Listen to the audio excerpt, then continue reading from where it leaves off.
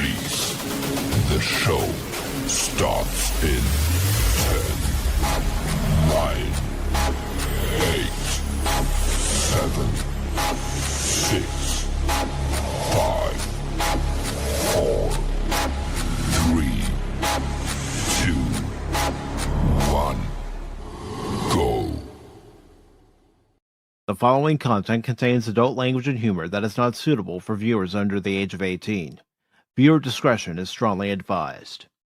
The views and opinions expressed during the following video content are those of the individual and may not reflect those of others.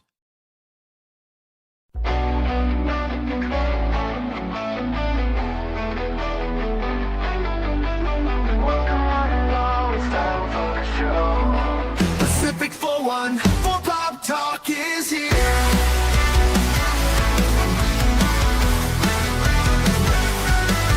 Sit back and relax and join the conversation. We got Baron, Norman, Tax, Cashmoney007, and even Mike too. Pop culture, entertainment, news and reviews. Discussions are had, opinions made from the panel to the chat. Everyone is welcome here. Watch parties and special guests. We like to have a good time. Pacific414 Pop Talk is underway. Pull up a seat, we're inviting you to stay. Articles, collectibles, reviews, you say. Baron, Cash, and Mike bring the fun tonight. Now sit back, relax, enjoy the show. Don't forget to like or comment below. We almost forgot to share out the show. Pacific414 Pop Talk is one of a kind. It's true. It's true.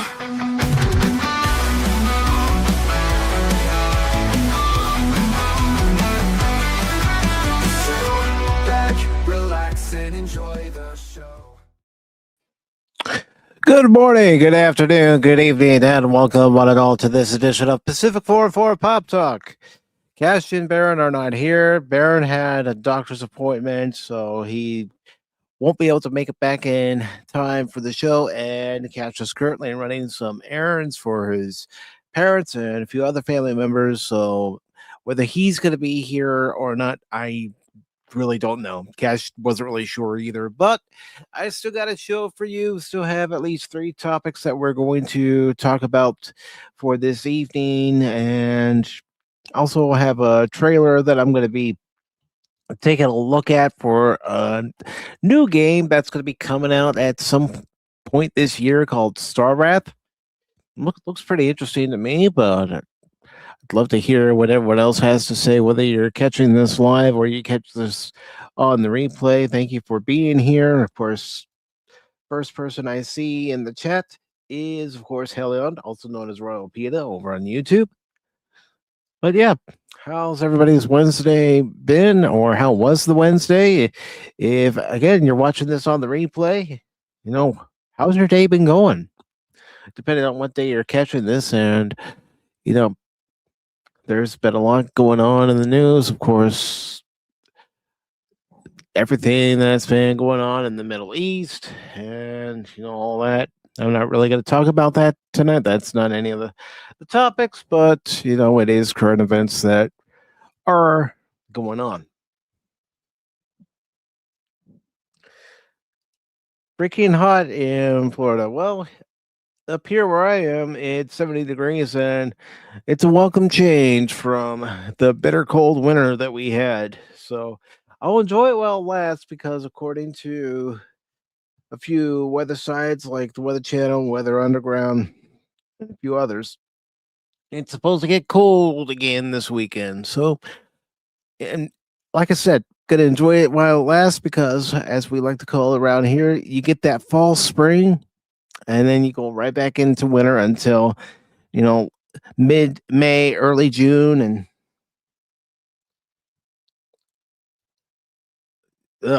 yeah, I've been there, Helion. It sucks. It absolutely sucks. And been there for quite a while where we didn't have AC. Heck, when I was growing up in California, our house didn't have central air conditioning. All we had were our box fans and later the ceiling fans that my dad installed, but we never had any air conditioning. Actually, didn't have air conditioning in the house I live in until I moved. But that's when I first lived in a place that had air conditioning. Yeah, I went to some friend's house. They had air conditioning and all, but not every house in the neighborhood that I grew up in had air conditioning.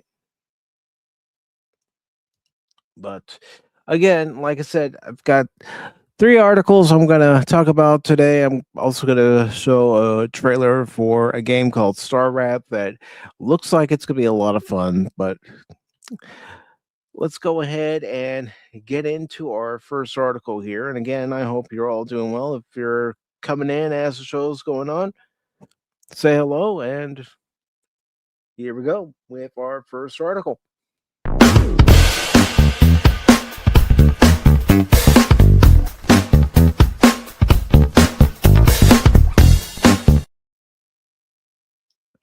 All right, so we have this article from Bounty of the Comics. Let me make that a little bigger for all of you at home so you can read it. No, go ahead and put the link to this first article in the chat for YouTube and Rumble. And there's that for the YouTubes. There's that for the Rumbles.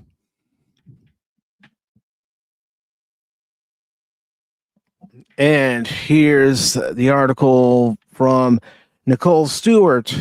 And this article was written on March 6th of 2026. So that was last Friday. And it says, Xbox confirms next-gen console codename Project Helix will also play PC games. That seems rather interesting, and depending on what we find out, I might have a few comments to say about it. But let's go ahead and get into this first article here. And it says, the new CEO of Xbox confirms next-gen console, codename Project Helix, can play both Xbox and PC games. Asha Sharma took over as the head of the business last week after longtime boss Phil Spencer retired. Great start to the morning with Team Xbox, where we talked about our commitment to the return of Xbox, including Project Helix, the code name for our next generation console, the CEO posted on her X account.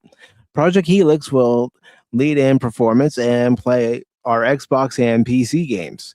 Looking forward to chatting about this more with partners and studios at my first GDC next week. Goes on to say, there's no specification on the fact that it can play PC games, but it's still exciting to learn. The news has left some gamers curious about the potential available games. Xbox Ally X is an example of opening up the ability to play a wide variety of PC games with its access to Steam, Epic Game Store, and GOG. But would Project Helix offer the same? Or just the PC games available from Xbox PC storefront? Or games available on Game Pass? Microsoft first entered the gaming space 25 years ago with the original Xbox released in 2001. The console was designed to rival the PlayStation 2 and Nintendo's GameCube. Xbox featured a range of exclusive titles and has been the source of iconic titles like Halo, Gears of War, Forza, and more. However, the recent generation of Xbox consoles have been under scrutiny and controversy since launching in late 2020, falling short of competing brands like PlayStation 5. Well, I think there's a good reason for that. I think with this current generation of console, you really don't have any games that are creating anything new, that are innovating. new ideas into the game space that people who enjoy playing games, whether it be casually or whether it be that hardcore gamer, are actually clamoring for and saying, "Yes, I want to play this. Yes, guys, you got to buy this. You got to buy this. You got to buy this. It's a fun game." That's the problem with a lot of the current generation. There's really not one game out there that's really making everybody go, "Yes, this is it. This is the game that defines this console generation." I mean, you think about, well, let's talk about the 16-bit era. You think about the games that define the 16-bit era. And the first game that comes to mind is Sonic the Hedgehog. With how bright and beautiful the sprites were, and of course, how fast the game actually moved for a console of its generation. And then you look at the Super Nintendo. Yes, it was definitely superior hardware wise compared to the Sega Genesis, but Nintendo would get an added bonus when they came out with the FX chip. And one of the first games to actually use that chip within the game would be Star Fox. And that really helped them out. And of course, you had Donkey Kong Country that really helped define that system and that console generation. And of course, I do want to say hello to Lady Mist. It's good to see you, Lady Mist. I hope you're doing well today. Cash and Baron aren't here. Baron had a doctor's appointment and he won't be able to make it back in time for the show. And that's why we pushed today's watch party of Unforgiven to Sunday. And Cash has to run some errands for his family. And I don't know if he'll be back in time. So it's just me today, but I'm still going to talk about these 3 articles. And Lady Miss says that she agrees. It's just the same old stuff. Yeah, it is. It really is. I mean, even on the PC side of things, there's not really anything that jumps out at you that makes you think, I want to buy this. Yes, I looked at the trailer for Resident Evil Requiem, and looking at the trailer and seeing some of the gameplay for it before it was released, I was thinking, yes, this is a game that I do want to play. I do want to buy. However, I did not pay $70 for it. I looked to see if I could find it someplace at a discount, and luckily, CD Keys, now known as Loaded, did have it for PC on Steam for a discount. So I was able to save a good amount of money because I'm not Mr. Gotrocks, and I'm not going to pay 70, 80, 90, $100 just to play a game. I'm not.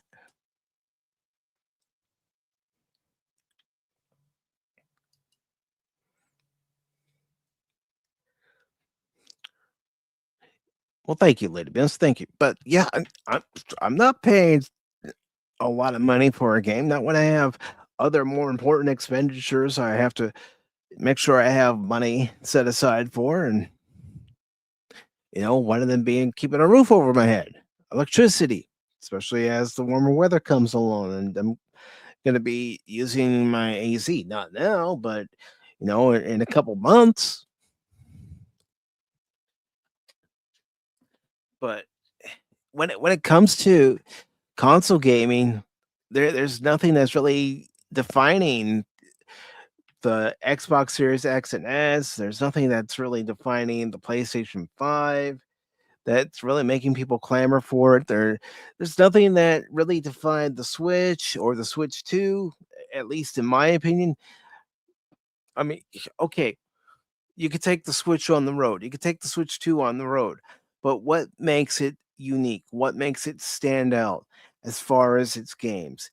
That not only are topping the sales charts, but you actually hear people talking about them, or you see social media posts nowadays where people are saying, "Yeah, you got to buy this game." Yes, currently the one game, and I don't know if it's on Switch 2. I can find out real quick. But the one game that currently has everybody's attention is Resident Evil Requiem, and for good reason. And it's a good game so far, and I say so far only because I've only gotten to a certain point. let's see if it's actually available or going to be available on the Nintendo Switch 2. I know it won't be available on the standard Switch because that system's just not powerful enough. So I'm looking it up. You'll have to bear with me as I am typing slow today.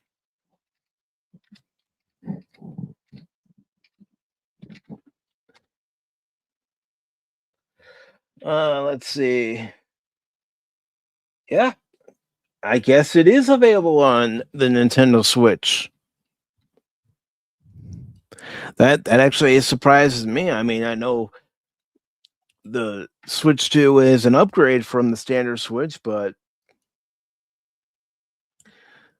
it just surprises me that that system will be able to run. Yeah. Okay. Yeah, that's directly from Nintendo's website. So, how about that, as my late grandmother on my dad's side used to say.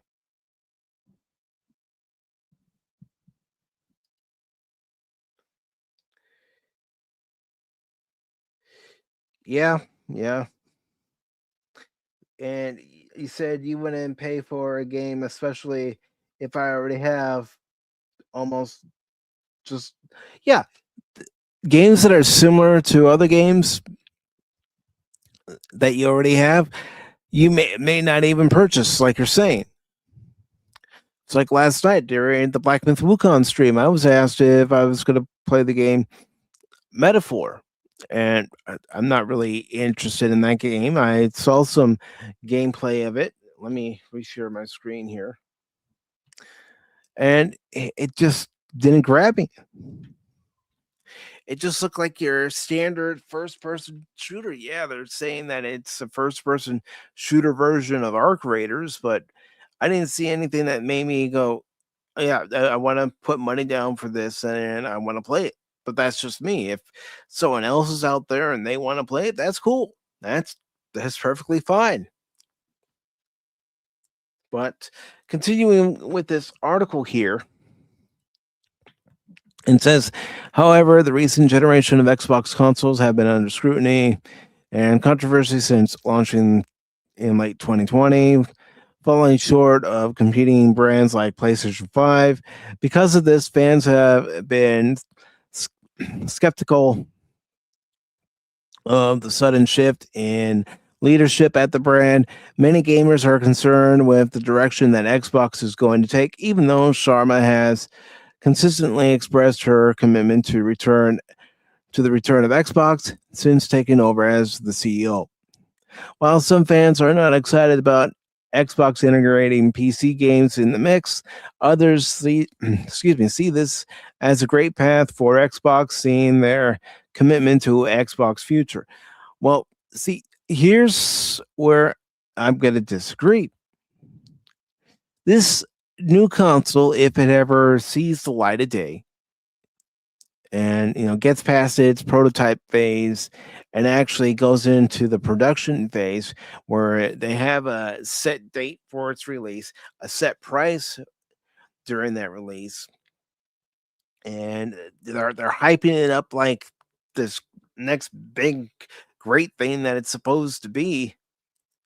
I would rather just get an inexpensive gaming PC, because you may end up paying the same price for this Project Helix when whatever its official name ends up being, if it ever does see the light of day. But you may be paying the same price, if not more, for Project Helix than you would for a gaming PC, and vice versa. So I'd rather just tell people go with a gaming PC. Now, granted, some people might go, now may not be the best time to purchase, any kind of gaming hardware, gaming PC, this, that, and the other, which is true, especially with the price of gas. But You could say that your system's going to be able to do this, that, and the other, but until we see something that's actually physically there and physically playing the games, I'll believe it when I see it. I'm not doubting the CEO of her word, but I'm kind of doubting the CEO of the word that she's saying that the company's going to return Xbox to form, because she still has bosses that she's going to have to answer to that are going to tell her, no, we can't go at this price for, the processor. You don't know what the processor is going to be. You don't know what the CPU is going to be. And by processor, like I said earlier, the graphics processor. You don't know what that's going to be. You don't know what the CPU is going to be. You don't know the specs at all for the system. So I'm going to wait until there's actually something there. Actually, something tangible there to look at and say yay or nay. And, you go to these different sites and some are saying that, consoles are on their way out. Maybe. And maybe this is the future where you have consoles other than this Xbox Helix, Project Helix, that are capable of playing PC games. But, how many people are going to stick with a gaming console when on PC you have the ability to upgrade your RAM, upgrade your hard drive, upgrade the graphics card? Yes, it costs money. Everything nowadays costs money. Whether it's for a gaming console or it's for playing, anything on a tablet, on a phone, because even the tablets and phones cost money. The TVs cost money. Housing certainly costs money. Having a car costs money. Gas, electricity costs money. Padawannabe, how you doing, brother? Padawannabe is currently over on the Rumble side. I wouldn't be surprised if he's already on the YouTube side. But yeah, until they actually have something that's there, I'm gonna, just wait and see what they do. I mean, it sounds all well and good having a console that can play PC games, but again, you might be better off just getting a PC and have the upgrade factor. So I'm going to go ahead and move on to our next article here.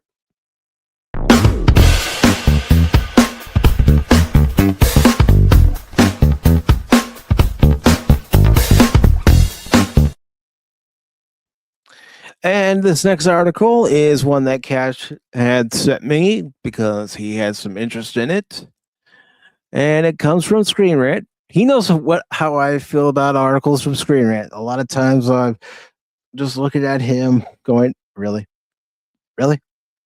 Screen Rant? But I told him, okay, I will read this one time.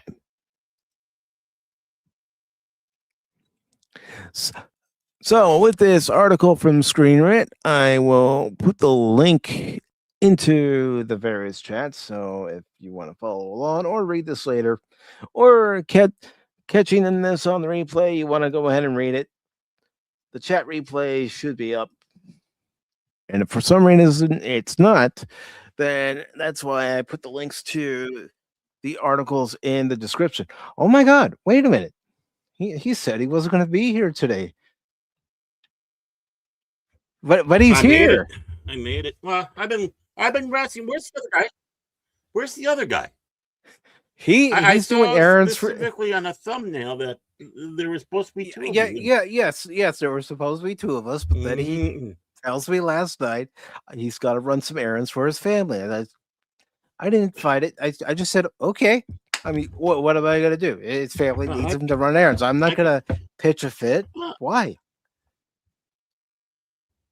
Well, I couldn't leave you alone, man. I mean, I'd feel bad.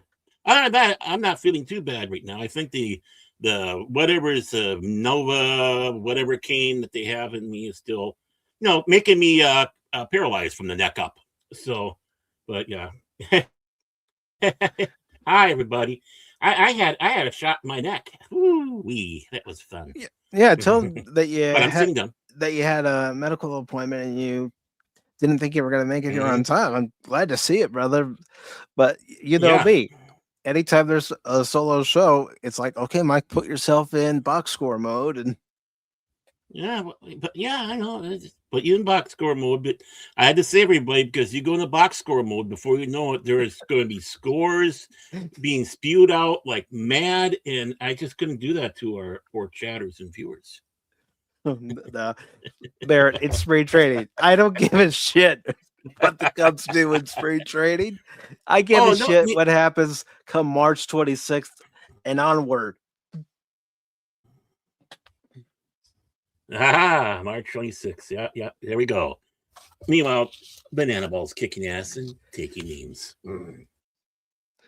Nice. But now that you've been medicated, how are you feeling? How's the last couple of days been for you? Well, ups and downs, aching, pain. Now the next thing I'm going to do is social for the lower back. I'm just hoping this helps. I wanted to go with the neck first, as much as I like to have gone the other. Just so, when I lay down in bed and all that, I'm not having such a bad time with the neck laying on the pillow and all that fun stuff. And I've been getting some good sleep, so hopefully this will help more. It'll take a few days before I feel the full effects, and maybe a week or so before it really kicks in. But that's normal. So, but it's just trying to be careful with walking, because when you have that stuff shoved into your neck, you never know when the nerves all go, hey, guess what? You're paralyzed now. Okay, just kidding. Now you're not. And so you can't do things like drive cars and heavy equipment. Understandable. You don't want to put yourself or anyone else at risk. Yeah. So that's basically everything in a nutshell. I mean, other than that, I'm not really medicated. Just like I said, the whatever is it, the steroids where they were put in the neck. So I'm all roided up for this episode. I'm all roided up. Oh yeah, I'm all roided up. Hey, you know what? Here, I thought you were popping in because you saw that I was going to talk about an article from Screen Rant that Cash wanted to talk about, and you're like, really? I don't care how I'm feeling. I got to stop it from reading an article from Screen Rant. Oh God, those yuts, yeah. I mean, I see this garbage that they write, and it just shows how stupid they are. They don't know anything. They don't know, and I don't know what this Screen Rant. I didn't even know there was a Screen Rant article, and I just, I just had to just click you on and see how things are going. And I saw you by yourself. And I go, why, that little weasel, that chin, and it's like here I am. I'm going to save the day, and I did. Here I am. I appreciate it. Like I said, I just put myself in box score mode. It's like, you've done many streams by yourself before. This is no different. Right. But it's always more fun when you got somebody with you, Yeah. Somebody to bounce off, thoughts and ideas. And... right. Craziness, insanity. All the good stuff in life, right?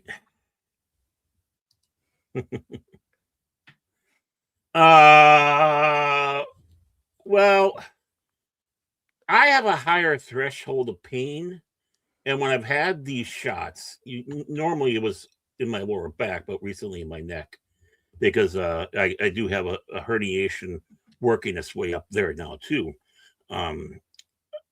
I usually can handle it with no problem.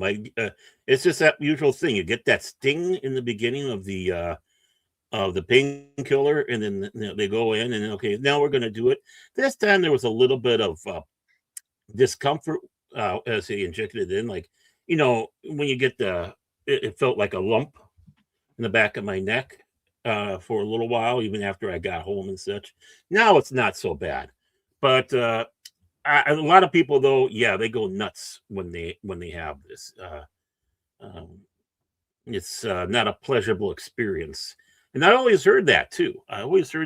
So when I started doing this, I was a little, worried. But I had a root canal and it didn't bother me. It's like, okay, when are we going to get started? Well, we're done. It's like, oh, we are? Okay. So my root canal is over. Yay. I'm kind of funny that way. And I guess it's a good thing that I do have a higher threshold of pain because of all the pain I'm in. And sometimes you need that high pain tolerance just to get through the day and get through life. Mm-hmm. And pop talk, yeah. Mm-hmm. And our dealing with cash, our Phil McCracken, there's a whole list of stuff. Yes. But let's go ahead. Actually, before we get into this article from Screen Rant, what do you think about Xbox confirming that their next gen console will be able to play PC games, even though there's no real information out about it yet? What do you think about that? Well, we kind of briefly talked about it, I think, last time.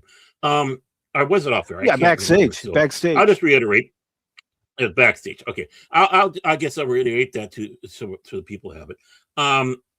Why get a console then? Go get a laptop or a desktop. Then you can plug those into your TV, and especially if you have a laptop, bring the laptop down, plug it into the TV, and you can still use your controllers.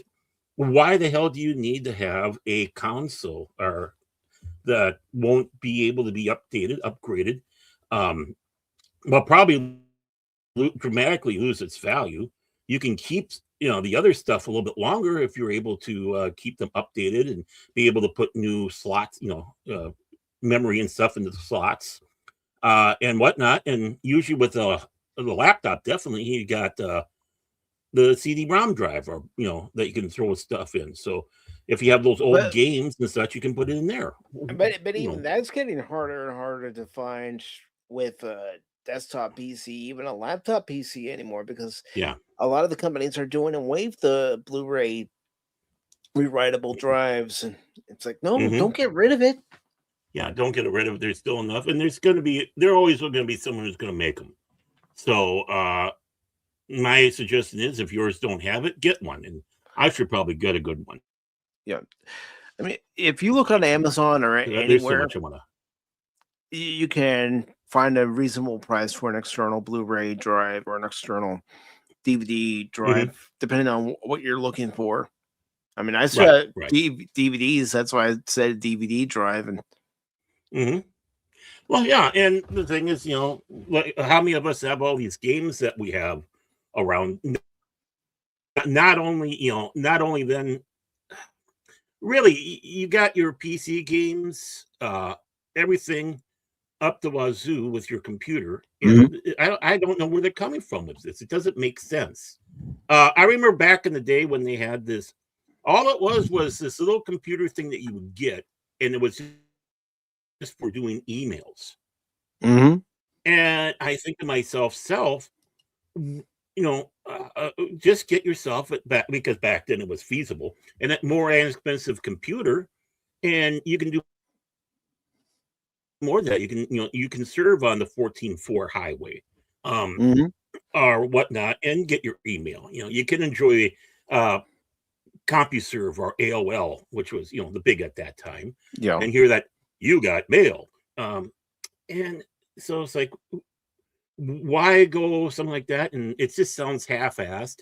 And you start taking a look at the prices of these things, these consoles now.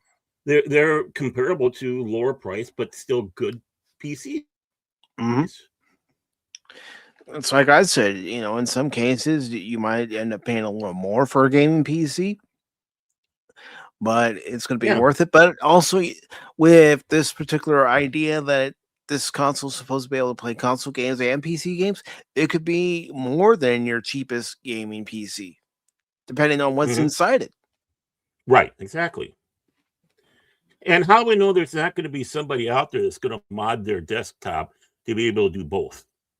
I mean, if people are able to emulate, right? Or back in the day, like when Apple, the X or 10, came out, OS system. But the thing is it wasn't really back compatible to 9 and below. So you literally had to do a switch. Okay, I want to be on 10, so I got to switch to that, do a restart. Boom. I mean, very inconvenient. Okay, now I got to go back to the old stuff, so I'm going to have to do the switch, restart. Okay, now I'm back. I mean, and you had, of course, those emulators because where you could do Windows on your Mac. But again, you had to do the same thing. Boom, boom. And some were better than others, and some were up to the same speed of Windows at that time. So who's to say that some DJ Ronnie G out there wouldn't get his Mad Professor hat on and do exactly that? Best of both worlds. I think anybody who likes to tinker around with computers and is very computer savvy will look at this new Xbox console and say, "This is what I'm going to do with it." I'm going to be evil and do this. Muhaha. I mean, I can't be the only one thinking this, and I'm just a schlub, So if not, maybe I put some ideas in some people's minds, and I hope I did. Because hopefully, don't like catch this. There's always something else. You don't have to pay full price, right? Which even goes to the matter. You don't have to keep on being led into the slaughter yard one way. There's many other different ways and cheaper ways, and you might actually get out of the slaughter yard. If that makes sense. I don't think it does, but I mean, just because that's the case, it's like it's like driving on the highway. You're on the freeway going from point A to point B, and something happened on the highway and everything's backed up for 10, 12, 20 miles. So you pull out your map and you get off the freeway and you actually back road it and make far better time, and beat everybody, which I have done. So it's like, it's time to take your maps out, people. And backtrack it, because you might think it's going to be a longer journey and such. Not until you get to the end and you beat everybody. Yeah, very true. But getting into this article from Screen Rant, courtesy of Cash, and this article was boo on both. Hey, well, I told him I would read it. This is by Bruno Unizawa. Hopefully I said that last name right. And it was published on Sunday. It says Legend of Zelda collides with GTA in new RPG. You can try free now. Yes, there's a free demo for this game available on Steam right now. And let's see, Padawannabe says, okay. All hail the Thomas Guide. Yes. If you're going on the road, get a Thomas Guide. But it says you can now check out not that Thomas. You can now check out an RPG that mixes The Legend of Zelda with GTA for free on Steam. And if you're a fan of either franchise or both, you won't want to miss out on this opportunity. There are tons of games that you can test out for free on the gaming platform, in addition to all the free titles. Recently, the platform held Steam Next Fest, which is centered around demos for upcoming games on Steam, and there were hundreds of them highlighted. Really? I should have checked that out when it was available. I didn't even look at any of them because I was concentrating on the games I'm playing. Yeah, I looked at a couple of them. I actually downloaded one, so okay, it's kind of fun. Even though the main event has ended, there are still several demos that you can check out, including one for Vice, Magic City Mayhem. Just the name alone makes me curious. The demo is The demo is completely free and offers you a look at the indie title created by Jurassic Sunset Games. All you have to do is head on over to its product page on Steam and download the demo, which allows you to play it at any given time. So that's a screenshot. So it looks like an overhead view, like a Legend of Zelda type game.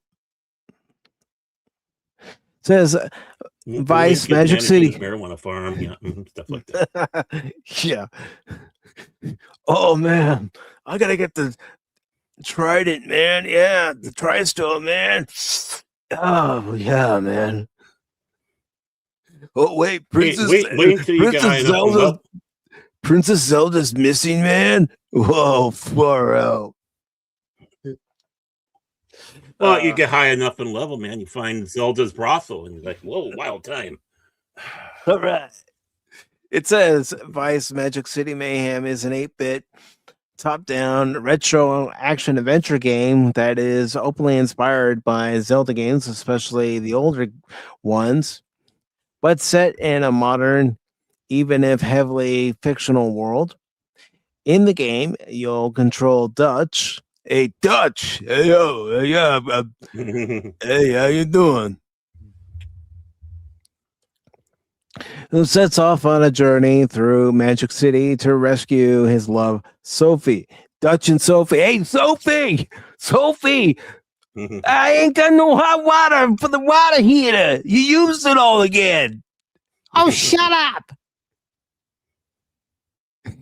Yeah, they're a New York couple. Dutch and Sophie.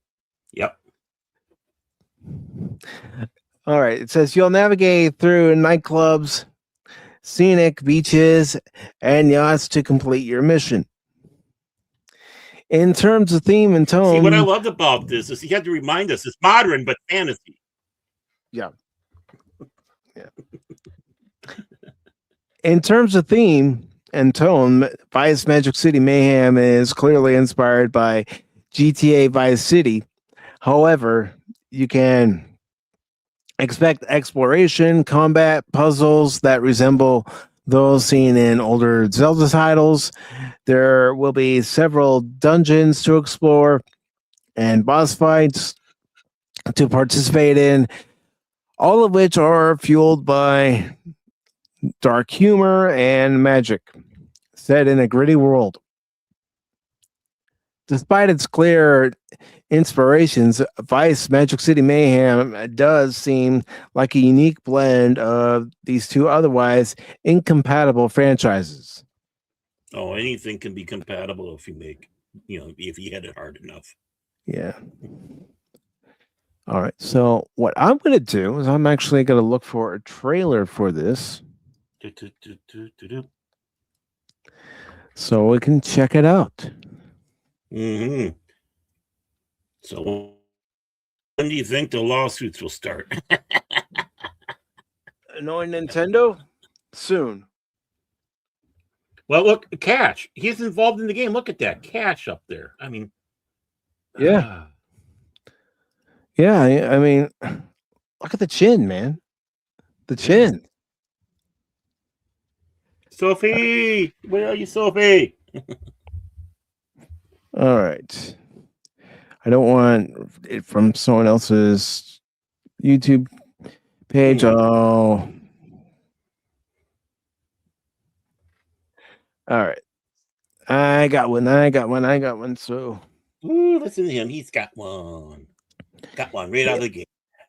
Yep. All right. So we're going to take a look at this here. See what it's all about. Ninja stars.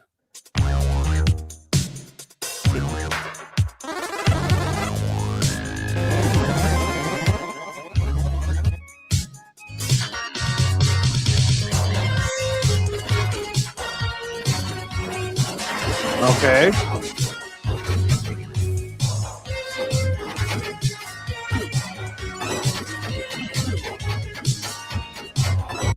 It definitely looks like it could have been a game on the NES at the time. Yeah. Since that's the look they're going for.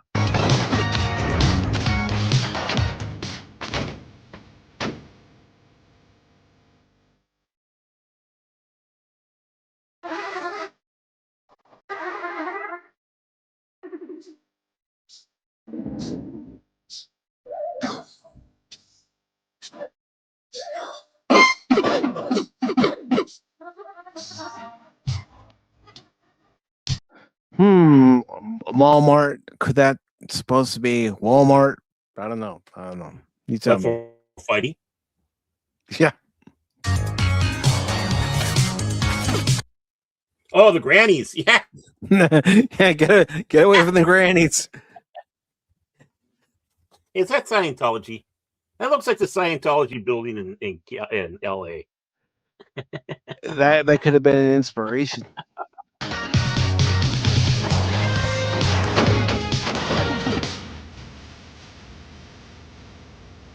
Ooh, did it.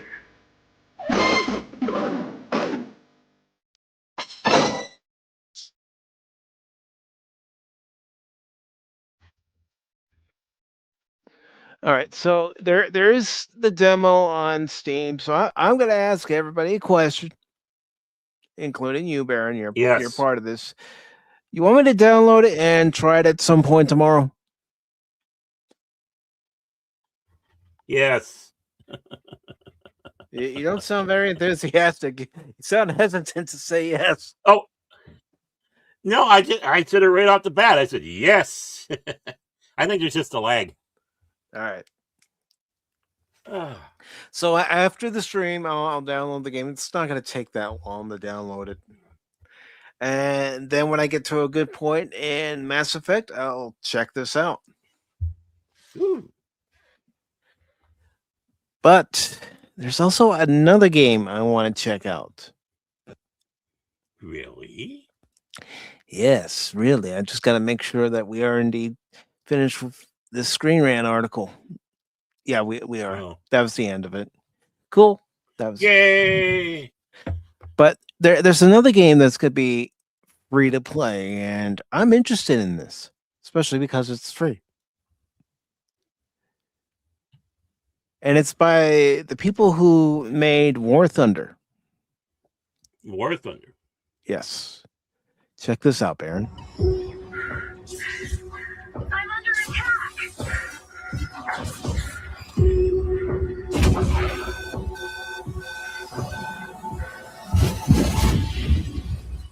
We're gonna drop the ball. I can see it fall from the blood red skies. When the rain starts pouring down, revolution's such a lovely sound.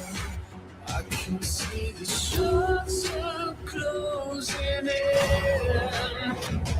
and there's blood in the water. So what you fighting for?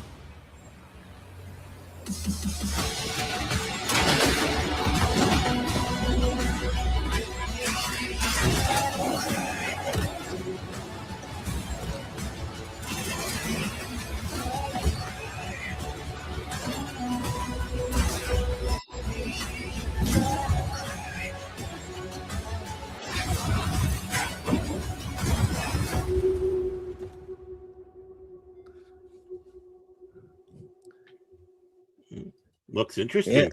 It does. It does. And I have applied for the closed beta. And if I hear something from them, I'm going to give it a try.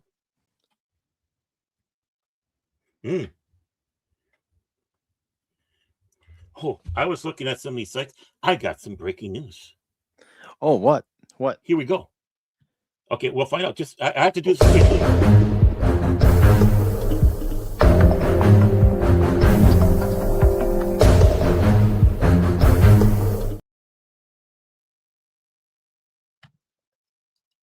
And I came across an article, and wouldn't you know it? Did you know they're going to have Din Djarin show his face in the new Mandalorian film? Oh, my word. It was in the top of my news feed. This is so exciting, isn't it, girls? Oh, my. Din Djarin. Back to you, Mike. He's already shown his face in the series. I wish I was joking. I came across, I loaded up my tablet, and they have these little things across there, and it goes Google Din Djarin, 2 of them. There are two of them. You Then Jared to show his face. And the Mando, it's like, what? you wasted Who the cares? breaking news transition on something we've already seen in the series. No, I wasted it. I wasted it on being sarcastic asshole. That's what I did. Fine. I accept When that you're gonna be a term. sarcastic asshole, you got to do it in style because No, I mean I came across that twice. It's like, why? Why is that? Why is that breaking news? We've already You know seen why? his face. You know why? Because they know that there's trouble ahead. Because it looks like shit. Yeah, I know. But it's fake news. It's like before the Back to the Future 40th anniversary screening at my theater back in October. Mm-hmm. That was one of the trailers that were shown, and I'm looking at it going, "This looks like shit." Mm-hmm. No, yeah, and in season 2 of Mando, you couldn't get him to put the fucking helmet on. Nope. It's like, I'm Pedro Pascal. I want to show my face. See my face? This is my face. The girls all melt over it. Ah ha ha. I mean, they only did it once in that first season, and I still sit back and say they shouldn't have. There's ways around it they could have. You want to keep the mystique of the characters, but no, we don't want that because Pedro's a pretty boy who wants to show off his face. Yes, look at my face. Don't you like my face? Yeah, you know what real breaking news was? And I found this out yesterday when what? She and Ronda Rousey did the press conference. Hmm. Gina's off the market, fellas. She's married. No.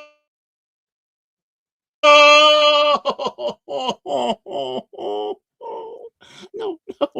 She's married and she's living happily in Montana on a farm. Are people checking on Drunk 3PO, making sure he's okay? I don't know if they are. I think people should go and check on Drunk 3PO, make sure he's okay, because I think he's the one that's going to be hit hardest in this.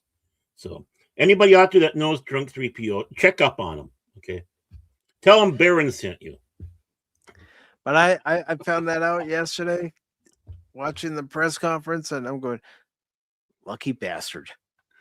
Oh yeah, you know it. Getting pinned by that. Whoo, yeah. No, watch. He's probably. She described him as her first and only love. Wow. Well, I bet you he's a 98-pound weakling. He goes, I feel safe. No. No, it's this Baron. After lengthy computations, I, Femputer, have decided the fate of the men. Femputer sentences them to death! By Snoo! Yeah! What are you, gay?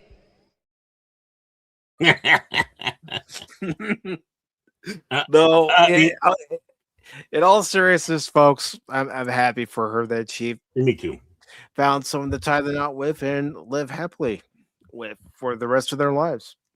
And and I'm totally serious with this, if her husband needs someone to step in and take the punishment and die of snoo, I'll do that for you. Okay.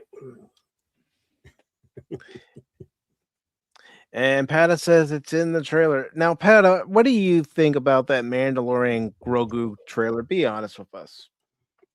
You don't have to sugarcoat things with us.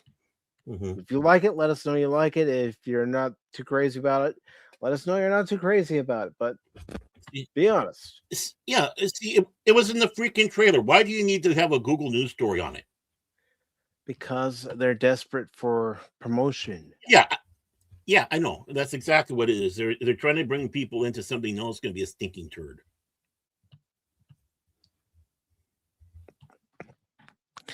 A stinking turd that may not make a lot of money. I mean, there aren't a lot of movies that I'm looking forward to seeing. No. New movies I'm talking about. Not me going this Saturday to see Teenage Mutant Ninja Turtles 2 The Secret of the Ooze. For nostalgia's sake. It's not because it's good. It's just nostalgia. But you want to know?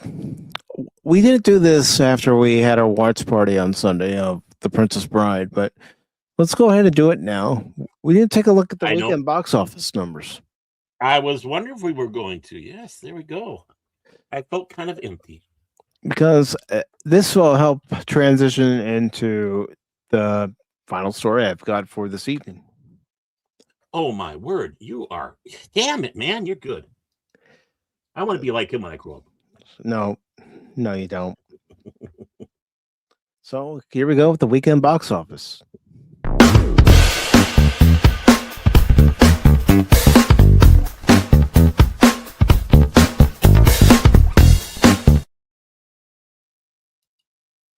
Okay, so this comes from Box Office Mojo, and the new Disney Pixar film Hoppers only made $45.3 million.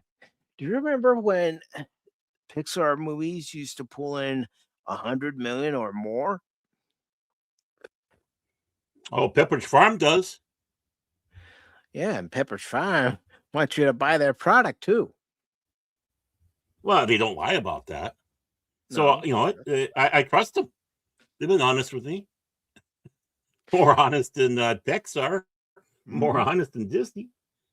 No, I am going to check because we have seen where the domestic total has been low, but in this case, the domestic is about $7 million higher than the international when it was for Zootopia 2.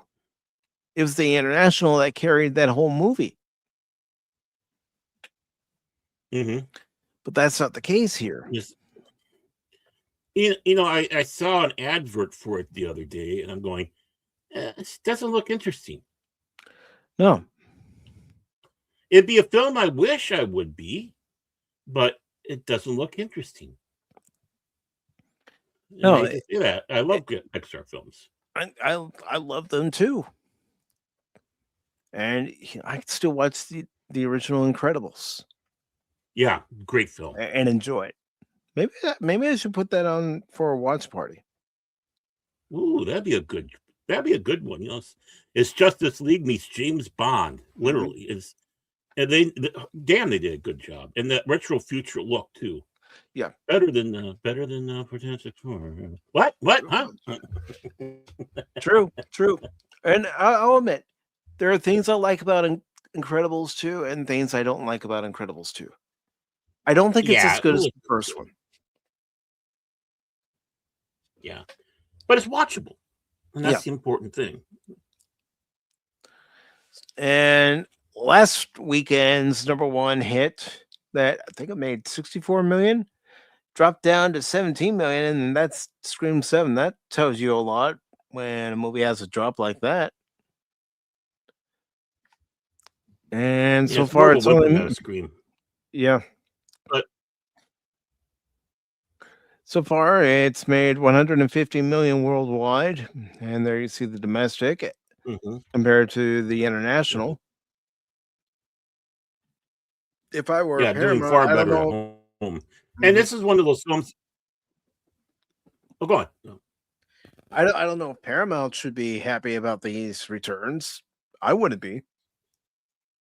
I wouldn't be either. But you'd think a film like this would have a high following, like in Japan and other places, and maybe that's where the 56 is coming from. Is like Japan. This is right up their alley for horror films. I mean, could it be that the Scream franchise has just run its course and people just aren't interested, even when you have one of its original stars return in Nev Campbell? Everything needs to come to an end. Eventually, we all hate to say it. And Pata says he might take the wife to go see Mario Galaxies. I think we'll have fun. I didn't realize it was coming out so soon. Yeah, I thought I saw where they moved it up to April 1st. I don't know if that was the original release date. Maybe they smell blood in the water. Oh yeah, that's Mario. But- Mario Park with the dinosaurs. But as I recall, the first one was released around Easter. And maybe Universal and Nintendo were thinking, if it worked once, let's see if we can get lightning in the bottle again. Because people are Why looking for not? good films to go see. And I did like the first one. I thought it was good. Well, and what better than a holiday? Because this is a holiday season. Now it's called spring break, even though it's mishmashed all over the place. But, you know, it needs love too. And a lot of stuff came out during that time because they knew, hey, you know, especially more family fare. So what better than Mario family fare? Because everybody can go see it. Except for the Sega people that like Sonic. Genesis does what Nintendo don't. Well, the first Mario movie that was released a couple years ago, actually 3 years ago. Sorry, 3 years ago. And I'm not talking about that live action one that was released in '95. I try to anyone who might be going, Pacific. There was an actual Super Mario Brothers movie in the '90s. Yeah, I know that one. I remember seeing that one and going, what the fuck is it? It doesn't exist. It was Dennis Hopper's drug dream. It never happened. It's a Mandela effect. It's a Mandela. Dennis Hopper got on a bunch of peyote and went out there and told everybody about it, and it soon permeated into society that everyone believes there was a Super Mario movie when there wasn't. They had to take Bob Hoskins out because he kept on telling people, no, it never happened. Oh, we got to quiet him. Come on, take him out. Yeah, that first one that was released, the Illumination one that was released back in 2023, I thought it was good. The whole theater was packed, and it hadn't been packed like that for quite some time for a movie release. Well, I hope this one does, and I hope it's a good film. Cool. Yeah. I don't know if I'm going to go see Galaxies. I might. I don't know. I haven't quite made up my mind yet.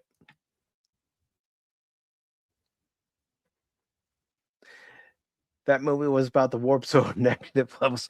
No, that was the real Super Mario Brothers 2. That was never released here in the States until they put it on Super Mario Brothers All Stars for Super Nintendo. And it's like, damn, this game's hard. No wonder they didn't release it. Oh, this movie looked terrible. Mode. The Bride, yeah. It looked terrible. What the hell? Yeah. And and the domestic, the box office is confirming that. Yeah, people were probably looking at going, what the hell is this?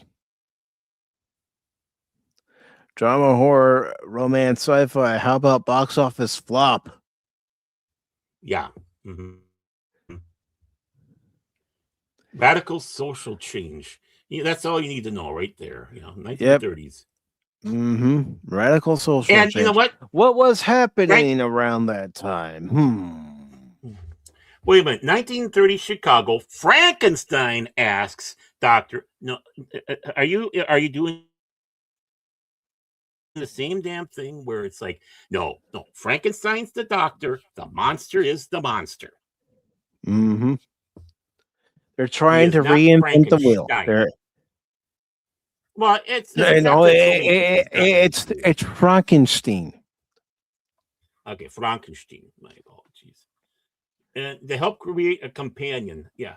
Yeah, it's like right off the first line there, anyone who knows anything about horror goes, "You idiots." And then, of course, you got the last line. And you follow through, "You twat waffles." So, I mean, yeah. No wonder people are skipping it. They're tired of being told that this is how you should think. Well, but even then, when you take a look at the visuals in the trailer, it's like, what the hell is this mess? It's like somebody was on acid. Well, right.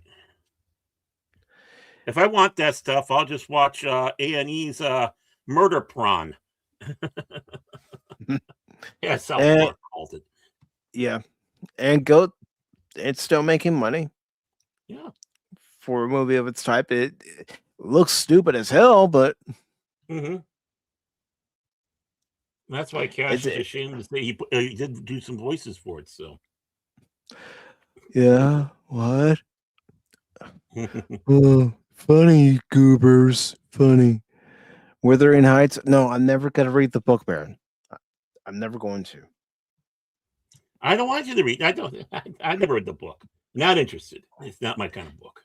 And you know what? If I did have the book, I'd probably put it underneath the shortest leg of a coffee table to balance everything out. Well, then they'll probably start tipping all the other stuff on. I think it's a pretty thick book. I could be wrong. Well, it just depends on how short that leg is. That's true. It might be a dinklage leg. Dink, dink, dink, dink, dink, dink, dink. But it's made money. I'm not going to say it hasn't. It's made money. Mm-hmm. And not surprising, international, I can see really grabbing onto it, you know. It goes to show that romance stories haven't gone out of style. Of course, you have Prime. This is nuts. Oh, the It happened. Lorena Bobbitt story. Yeah, I think it was a farming accident, but yeah, yeah, but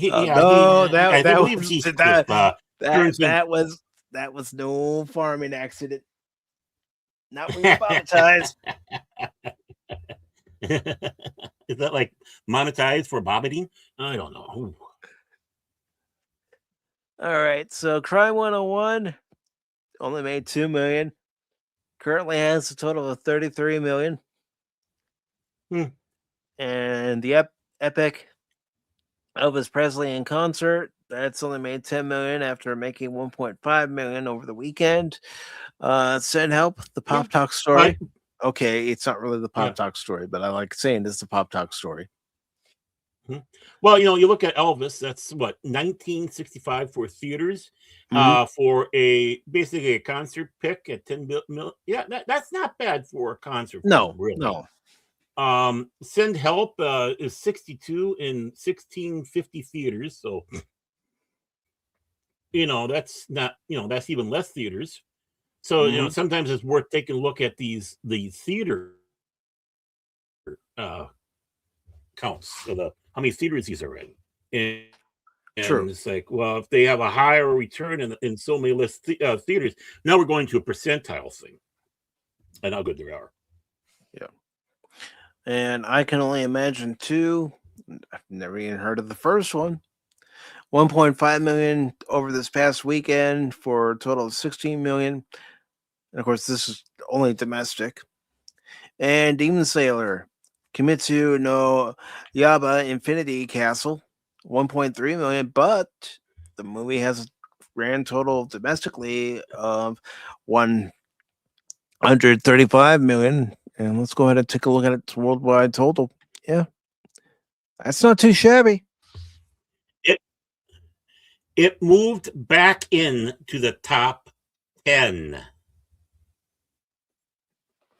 after 26 weeks.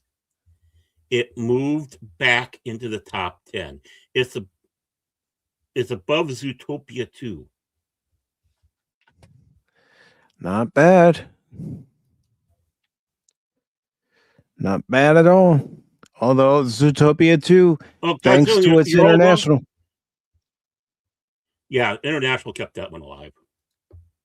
Yeah.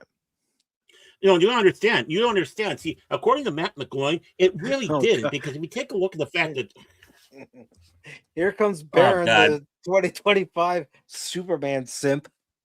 Yeah. No, Matt McGloin, the 2025. I know. But no, God, I'm glad that was painful. I'm glad to see that Demon Slayer is still making money, both domestically and internationally. Yeah, and that's normal. That's about normal with these anime films. But still, 26 weeks and it moves back into the top 10. Yep. What does that say? Honestly, what does that say? That's just how bad American entertainment is, whether it be movies, whether it be TV shows.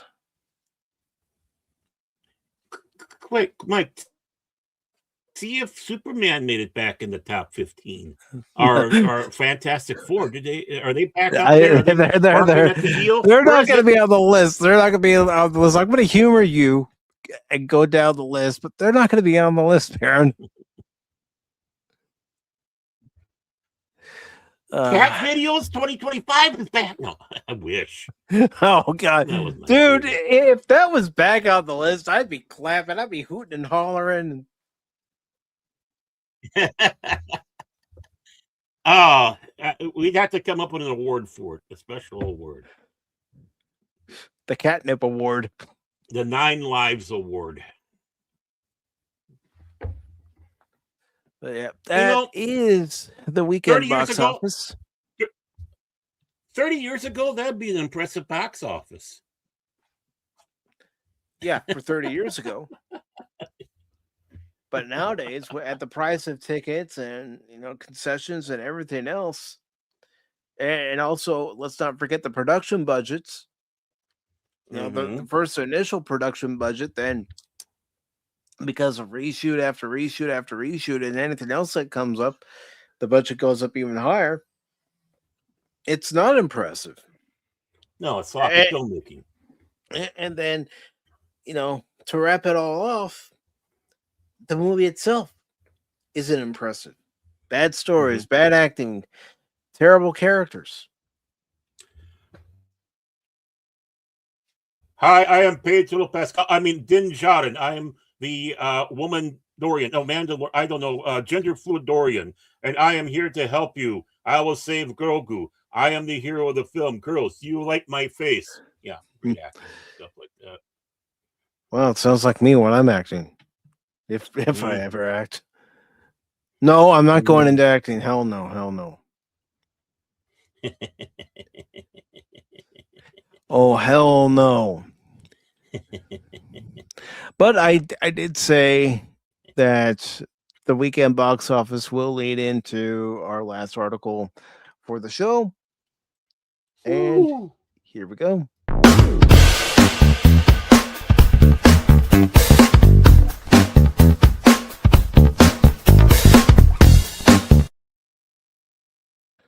So Hopper certainly didn't make a lot of money, but according to Pixar, the Pixar Chief Creative pivots away from LGBTQ storytelling. We're making movies, not hundreds of millions of dollars of therapy. Well, back it up, dude. Well, bravo! You can't.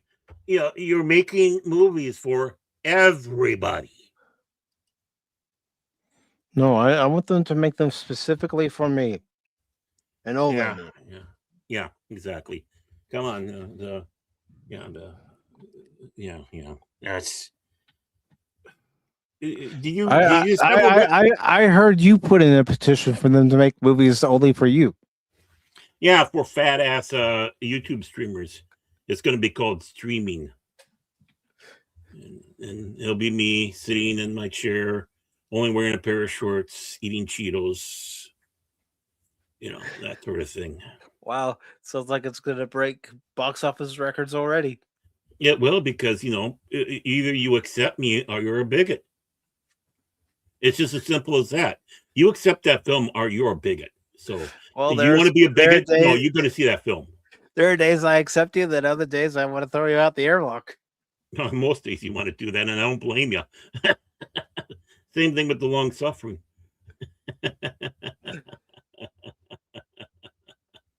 This article was posted. Go ahead. Oh, I was gonna say, the last place I want to go to for my therapy is a friggin' movie theater or streaming, watching a streaming movie. The last place I want to go for therapy. Second last place I want to go to therapy is a therapist's office. The first place I want to go to therapy is my bar, as God intended. All right. Because you know what? Sometimes your bartender is also your psychologist. Mm-hmm. And beer's cheaper. Yeah. Yeah. All right. So Marvin Montanaro wrote this. Wrote this article. I still love that guy's name, Marvin Montanaro. That's right, ladies. It's Marvin Montanaro. I'm much more manly than Pedro Pascal. He is from Chile. He is not manly, just like Pablo Hidalgo. But me, Marvin Montanaro, I am the quintessential ladies' man. Back to you, Mike. I am Marvin Montanaro. You killed my father. Prepare to die. That was funny. It That just was lends good. itself. It just lends itself. It does. He's got a wonderful name. I'm not making fun of his name at all. I'm not making fun of it either. I'm just thinking, envious. how could we put his name into a famous line? Well, there we go. There we go. Yeah, I'm Marvin Montanaro. You killed my father. Now I kill you. Now you die. I don't know. Yeah. No. It's my name is Marvin Montanaro. You killed my father. Prepare to die. Prepare to die. Yeah. But this article does say, for years, Disney and its animation arm, Pixar, leaned heavily, not learned, Mike. I guess I went to a Minnesota Learning Center. Yeah, I was just going to sit back and say, I didn't know you're Minnesota educated. Look at me. Look at me. I'm your teacher now. But leaned heavily into identity-driven storytelling, often accompanied by heavy media promotion celebrating the inclusion of LGBTQ themes. But after several high-profile box office disappointments, well, their new film Hopper looks like it's going to be a disappointment. Yeah, and I don't even know if there is an LGBTQ themed movie. I don't know. They were saying that Elio was supposedly LGBTQ plus. Oh yeah. Yeah, it was about him identifying with his sexuality. And we don't need that from a Pixar film. I'm sorry. No, we don't. Pixar's leadership now appears to be signaling a shift in priorities. The studio's chief creative officer, Pete Docter, Exterminate. Recently spoke candidly about changes made to the animated film Elio, including removing a storyline implying the main character, a young boy, might be gay. It says, speaking with the Wall Street Journal, Docter explained the reasoning behind the decision in blunt terms. We're making a movie, not hundreds of millions of dollars of therapy, he said. The remark has reignited broader conversation in Hollywood about whether major studios, especially Disney, are reconsidering how they approach storytelling after several costly box office failures tied to cultural war controversies. Well, if I'm leading a major studio and I'm seeing that we have one box office flop after another, and there's a pattern of the same message in each of those films that has flopped, I'm speaking on high and saying, change the direction of this company by changing the story. These stories are not working. People are not going to see these movies. We need something that brings everybody in. Well, the thing is what you have here is a bunch of megalomaniac little tin pot Caesars who were the ones who have declared the war.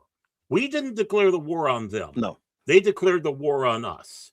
And they started off, of course, with the propaganda, name calling, then sending wave after wave of their soldiers, aka the movies, into slaughter, where they bled heavily on the ground. And then they start wondering, oh my, why Why is this culture war, which has been thrust upon us, going the wrong way? Don't they understand that? You start understanding. You started a fight you couldn't win. And it went well because you had your backers. You had your backers out there, like Russia backing North Korea, China backing North Korea, China and Russia backing each other. Oh, we're going to back Iran. Well, nobody's backing Iran now. That type of thing.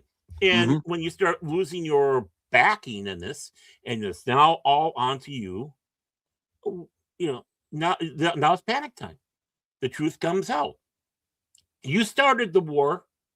You decided to waste all your resources doing this war, just like the Cold War between us and Gorby. Gorby couldn't keep up and whined and cried and finally gave him.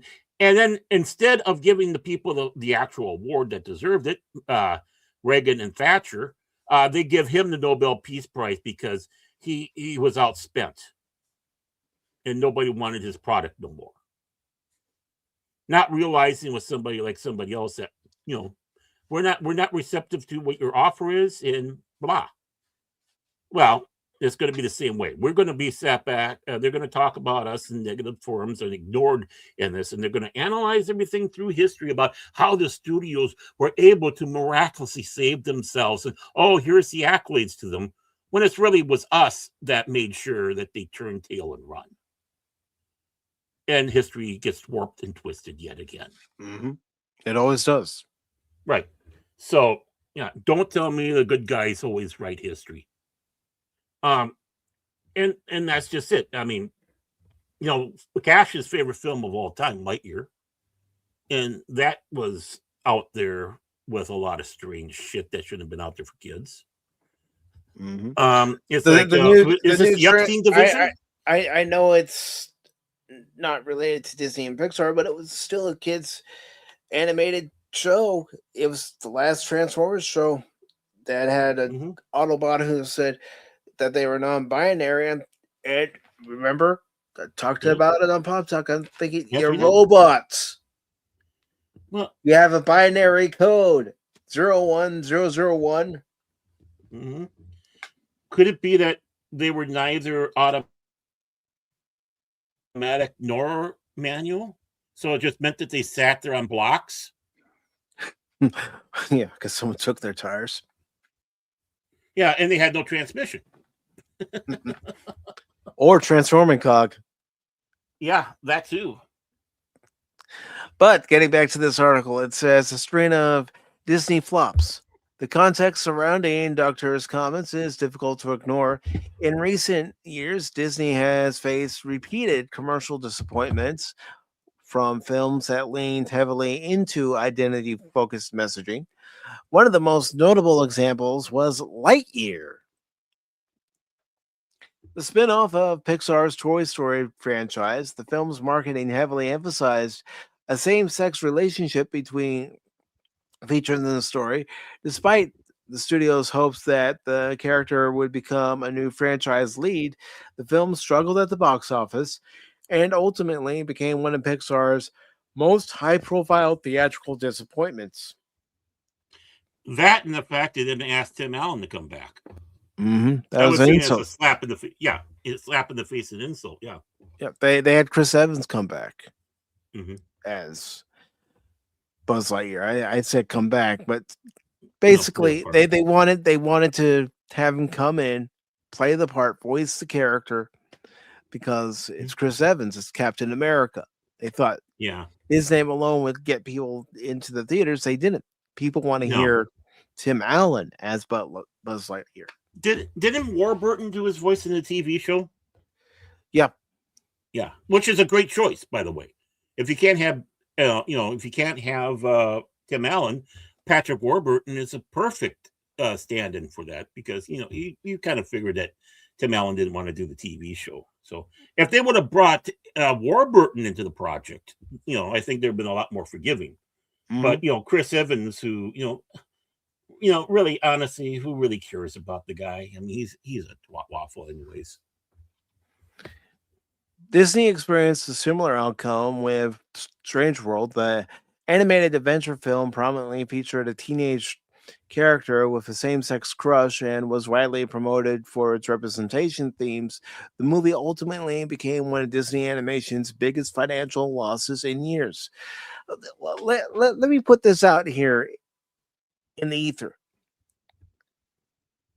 Even someone who might be, LGBTQ plus, you know, BLT.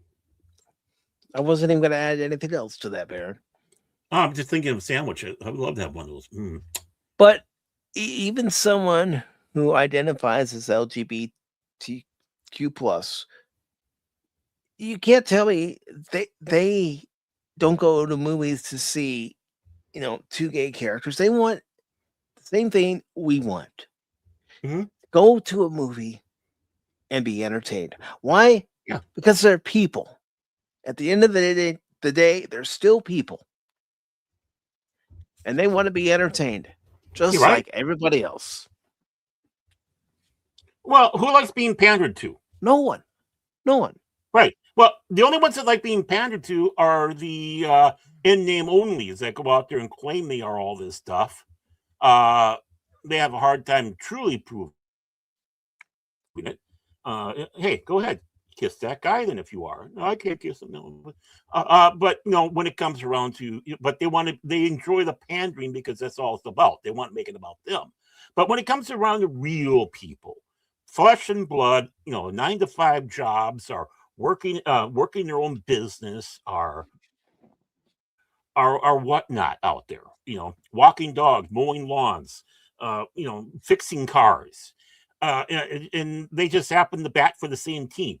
When it all comes down to it, they don't want to be pandered to. They worked hard to get to where they are, and when they come home, they want to crack open a cold one, sit down, and watch the telly for some good entertainment. Maybe try to find honest news or whatever.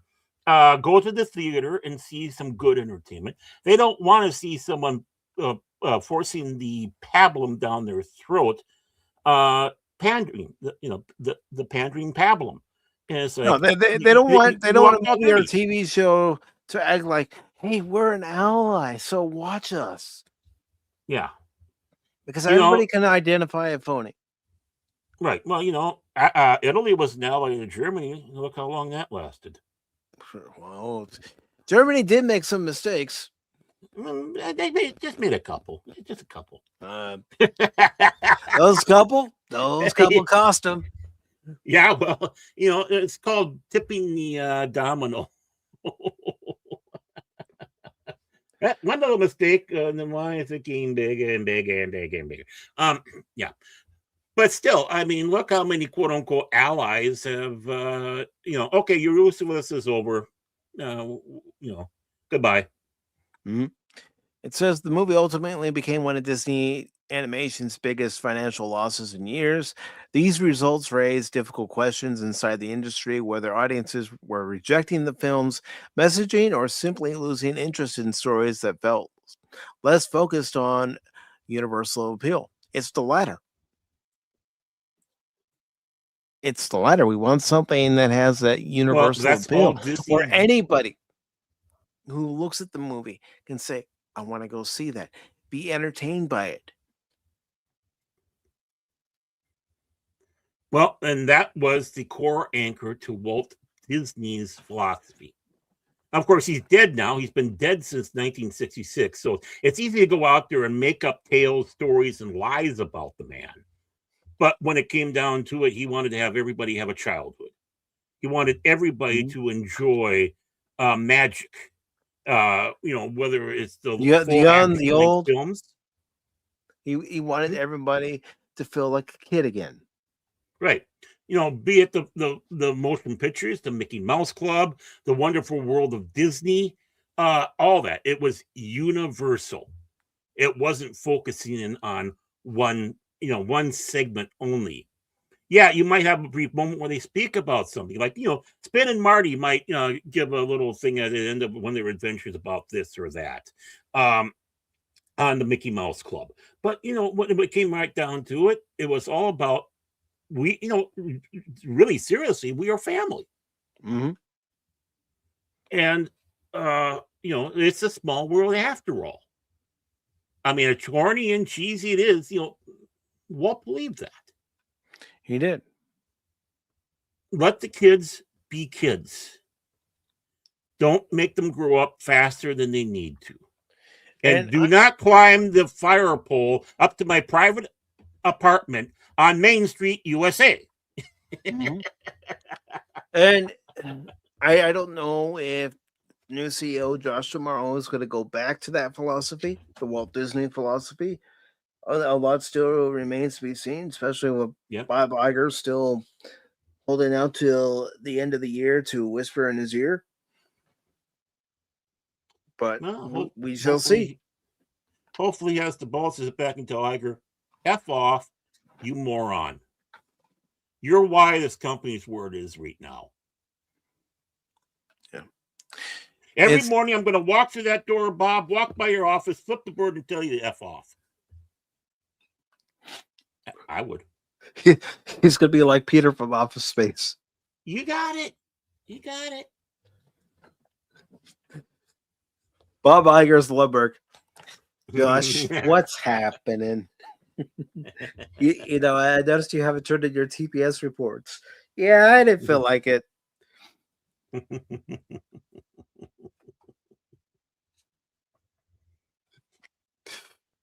All right, so it says the Elio overhaul. The situation with Elio illustrates how seriously Pixar appears to be taking those lessons. According to reports cited in the Wall Street Journal, earlier versions of the film included multiple moments suggesting the young protagonist was gay, including scenes involving a male crush. Those elements were ultimately removed during a major overhaul of the film's story. It says the creative shakeup reportedly happened after early test screenings produced poor audience reactions, with many viewers indicating they would not pay to see the movie in theaters. And that's never good if a test audience is telling you, I would not touch this movie with a 10-foot pole. Even with all the Disney simps out there. Mm-hmm. Because there were Disney simps in there. Oh, yeah. The revisions were significant enough that the film's original director exited the project and new filmmakers were brought in to reshape the story. With Elio, though, it was too little too late. The reshoots shot the film's budget through the roof, and it ended up another massive financial disappointment for Disney. It says, I returned to Universal storytelling. Docter suggested the shift reflects a broader philosophy change within Pixar. As time goes on, I realize my job is to make sure films appeal to everybody, he said. That statement may represent a major recalibration for the studio. And you know what? My sister and I saw Inside Out too, and we both actually liked it. It was actually like a Pixar movie of old. Mm-hmm. Don't go away from your bread and butter. Go with what works. You have a winning formula. Stick with it. Right. You don't need a new formula, Pixar. Just go back to what you're doing good. Go back to Toy Story, Cars, The Incredibles, all these other great films that you had before, and avoid the trap that satanic beast that coils itself around the office named Iger is trying to vomit upon us. Mm-hmm. And yes, I know they've announced that there's going to be an Incredibles 3. Will it be any good? I don't know. God, I hope so. At least better than 2. Yeah. It says, for decades, Pixar built its reputation on stories designed to resonate with broad audiences, regardless of age, culture, or politics. Yeah. This is 2003. A friend and I are out Saturday night. We were both off from work. And we're just hanging out, going up and down our town that we lived in, and thought, you know what, let's go to the movies. And we wanted to see Bruce Almighty. But there were no tickets left for that. and for good reason. That's a funny ass movie. So we looked at each other and saw it was still available. Not many tickets were still available for this movie, by the way. But we decided, okay, let's go watch Finding Nemo. Yeah. We laughed our asses off. Yeah. And again, it was, it wasn't pushing an agenda. You even had a lesbian actress playing, one of the most popular characters in there, Dory, Mhm. but yet nothing was, again, it was universal. Yep. We didn't need to know if she was or wasn't. We just knew that she was a dingbat. Mhm. Couldn't remember. Exactly. And, I don't regret going to see Finding Nemo. Heck, I went and saw Toy Story back in '95 because a friend of mine down the street said, Yeah, "I'm me gonna too. go see Toy Story. You want to come?" I said, "Yeah, let's go." And we both enjoyed it. Yeah, I was a little older with no children sitting in the theater. Yeah, there's a lot of eyes on me. It's like, I'm really here to see the movie. It says, for decades, Pixar built its reputation on stories designed to resonate with broad audiences, regardless of age, culture, or politics. Classic stories like Toy Story, Finding Nemo, and Up. Up is a great movie, too. That same friend and his Mm-hmm. girlfriend at the time bought the movie, and I actually watched it when I came over to their house for dinner one night. Mm. Focused on universal themes: friendship, family, loss, and perseverance. Those films weren't marketed around identity categories, nor should they ever be. Culture debates, they were simply designed to tell emotionally compelling stories that anyone could connect with. Yeah, what you just said there was the hero's journey: family, Mhm. friends, loss, perseverance. Uh, Continue on the simple tools that you sprinkle into a story to have that hero's journey that everybody that has a brain, which is a majority of them, not the wokey pokies, can identify with. Mhm. It's Says, not like that person's just like me. It's like I can identify with that person. I know what their struggle is, which leads to empathy. mhm. If you're sitting back saying no, that person's just like me, right? That starts getting into narcissism. But you go there and say, I can identify with the struggle that's going through. You have the even better path of empathy, which teaches you that. And that way you can apply it to real life. Yep. It says doctors' comments suggest Pixar may be attempting to return to that formula. They should have never left that formula to begin with. Right. The Inside Out 2 factor. Like I said, my sister and I, we went and saw that movie. We both enjoyed it. Mm-hmm. And my sister's exact quote was, "It was nice to go and watch a movie where there was an F this, F that, blood everywhere, and violence everywhere. Just to sit down and watch a good classic film Oh, for everyone." oh, you mean like Cash Money's Outside In? Yeah. You goobers. All right. It says another piece of evidence fueling speculation about a course correction involves Inside Out 2.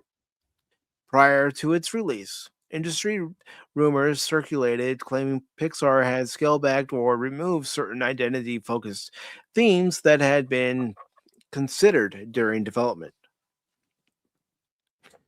Goes on to say, while Pixar never publicly confirmed those reports, the final film largely centered on universal emotion experiences tied to adolescence and growing up. Yeah, everybody who made the film at some point should remember when they were going through their adolescent years.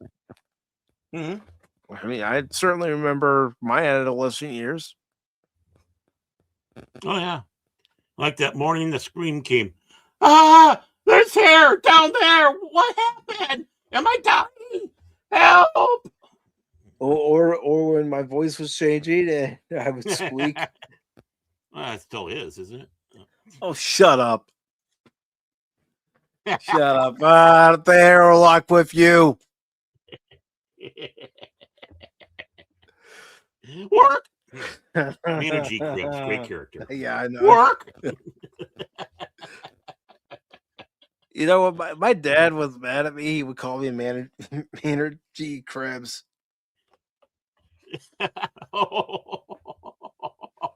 I think that happened to me too. I think I was called that. And you know what the G stands for? Goober? Walter. No, Walter. Uh, Don't try to figure it out. It's Dobie Gillis. Yes. it says about Inside Out 2, the results were undeniable. Inside Out 2 became a massive hit, crossing the 1 billion mark at the global box office and restoring Pixar's reputation after several uneven years. Profitability versus messaging. Taken together, the situation raises a question Hollywood increasingly appears to be grappling with. Are studios beginning to prioritize profitability again? For Disney and Pixar, the stakes are enormous. Animated films routinely cost well over $150 million to produce, with global marketing campaigns pushing the total investment far higher. When those movies fail, the financial damage can be staggering, and don't count on the theme parks always cushion you because even the theme parks are struggling. Right. Especially, this movie tanked. Up the fees. Mm-hmm. Docter's remarks hint that Pixar leadership may be reevaluating how to balance social messaging with storytelling that appeals to the widest possible audience.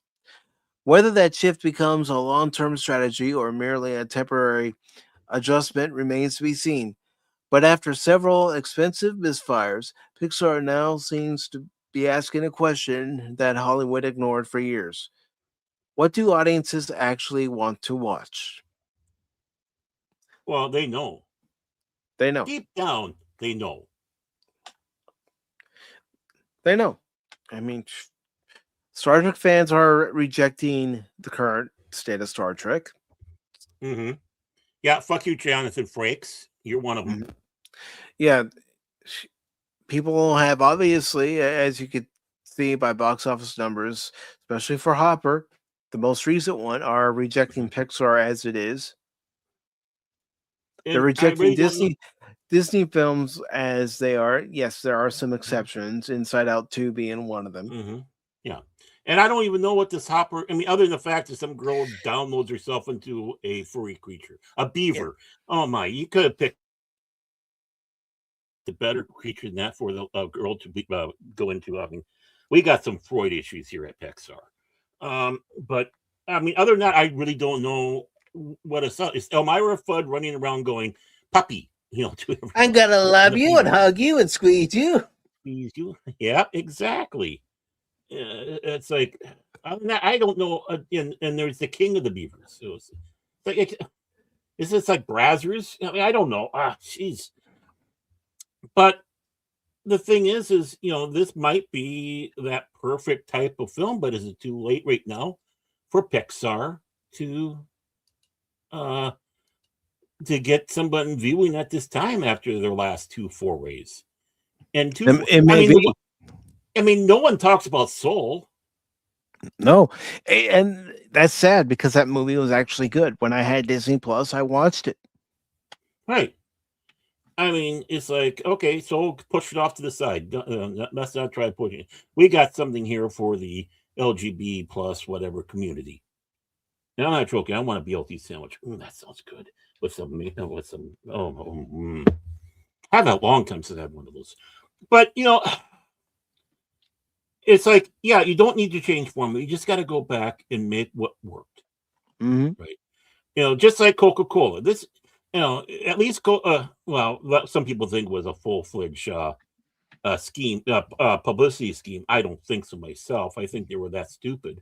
But it's like they went to the new formula. Nobody liked it, so they went back to the old formula. They didn't have to change a damn thing except going back to what they had.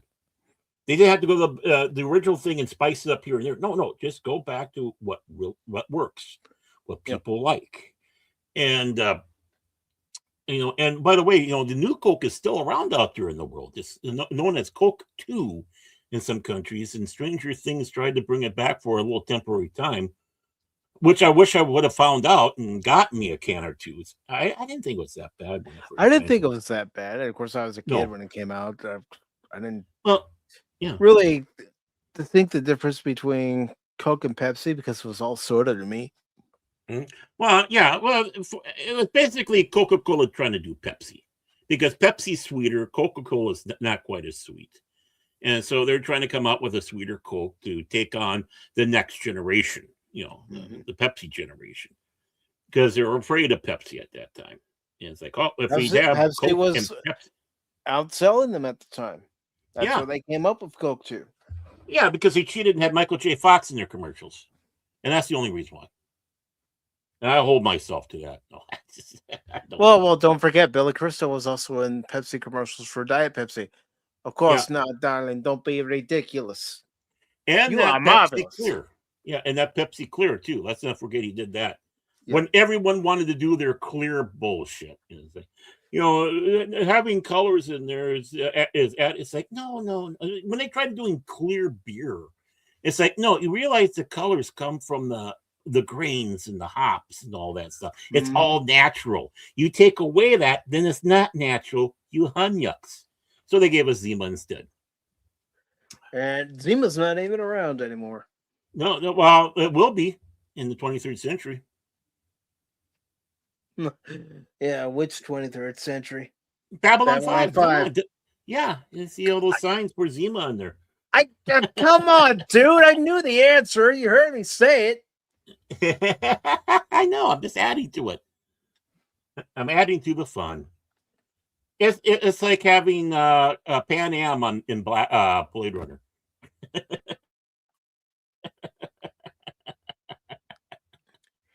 I miss Pan Am. Yeah. But I think the real question that comes from all this, what do you think Dwayne Hickman and Bob Denver would have thought of us using Dobie Gillis references in the story? I just, I think they would have been shocked and amazed. Yeah, we lost Dwayne Hickman not too long ago, man. But no, it comes right down to it. You know your audience, and it doesn't matter if they're black, white, Asian. It doesn't matter if they're gay, straight, confused. It doesn't matter if you're old or young. When it comes around to Disney, it's universal. It's Catholic, which what Catholic means, universal. And so we want Catholic Disney. We don't want the Joel Osteen Disney. No. And yeah, producers, as much as there's always a fight between the creators and the producers, if the producers know what's going on and their job is to make money, they want to have the best product going out there. So why? They make money and they can continue making more. Exactly. But sometimes they need to keep some of the filmmakers in check so they don't go too bonkers and bizarre. If you have a good one, sometimes these people did come up with some good ideas, despite everyone complaining about, the studios got involved. Like the last line in Casablanca about this being a beautiful relationship, the start of a beautiful relationship. Mm-hmm. That came from the studios. They thought something was missing. Can you add something at the end there? And that's where that line came from. Because at the time, people who ran studios loved the movies as well. They wanted to make good movies. They wanted to beat the other Hunyuk out there that's making good movies. So, just because it came from the studio doesn't mean that it is a bad thing. I mean, yeah, and the other way around too. Just because you're a filmmaker doesn't mean, you're going to buck the studio because of what, trip you're on, ego trip, and realizing that you're making a horse bedongled mess and you're trying to be reeled in. It's like, come on, you're creative, but come on, calm down. Calm down. Calmer than you, man. No, calm down. So, and they're a money-making thing. Of course a studio is. How else are you going to make other films if you don't make money? Exactly. Right? It's not a bad thing. How else are you going to be able to pay directors, writers, Mhm. actors, crew members, makeup people, everybody Right. involved in making a live action film, or pay the people involved in making a CGI animated film. Right. Are anything you might come out with, claymation, look at, Wallace and Gromit type stuff in the Nightmare Before Christmas. You take a little chance on some experimental stuff like that works, and hope that the next one does. Again, it comes down to story. It comes down to, and some. It doesn't necessarily even come down to who the actor is. Star Wars. Who heard of Mark Hamill, Carrie Fisher, and Harrison Ford? Nobody knew who they were. No, nobody did. They might have recognized Carrie Fisher from being the kid of Eddie Fisher, right? Hamill was seen in some TV shows as a guest star and on Walton's, I believe. In fact, on the streets of San Francisco, he and Richard Hatch. He was a guest star when Hatch was on the show. So here you see Luke and Apollo together. It's like, wow, that's a realistic scene. Mhm. And Mark Hamill, and Harrison Ford, he had small parts. He was geefing, doing some theater, doing some carpentry work, doing some geefing. So no one really knew who it is. That's why they wanted someone like Alec Guinness to come in and give some gravitas, which wasn't a word used back then. But a lot of us really identified with Tarkin because, hey, that's Peter Cushing. Hey, it's Peter Cushing. Because we recognized him more than anything else from all the Hammer films. So, so you have this film with loaded with nobodies except for two people. And what happens? Boom. Now it's believed that you have to have all these superstars to make your film go boom, when that's not the case. It only inflates your budget.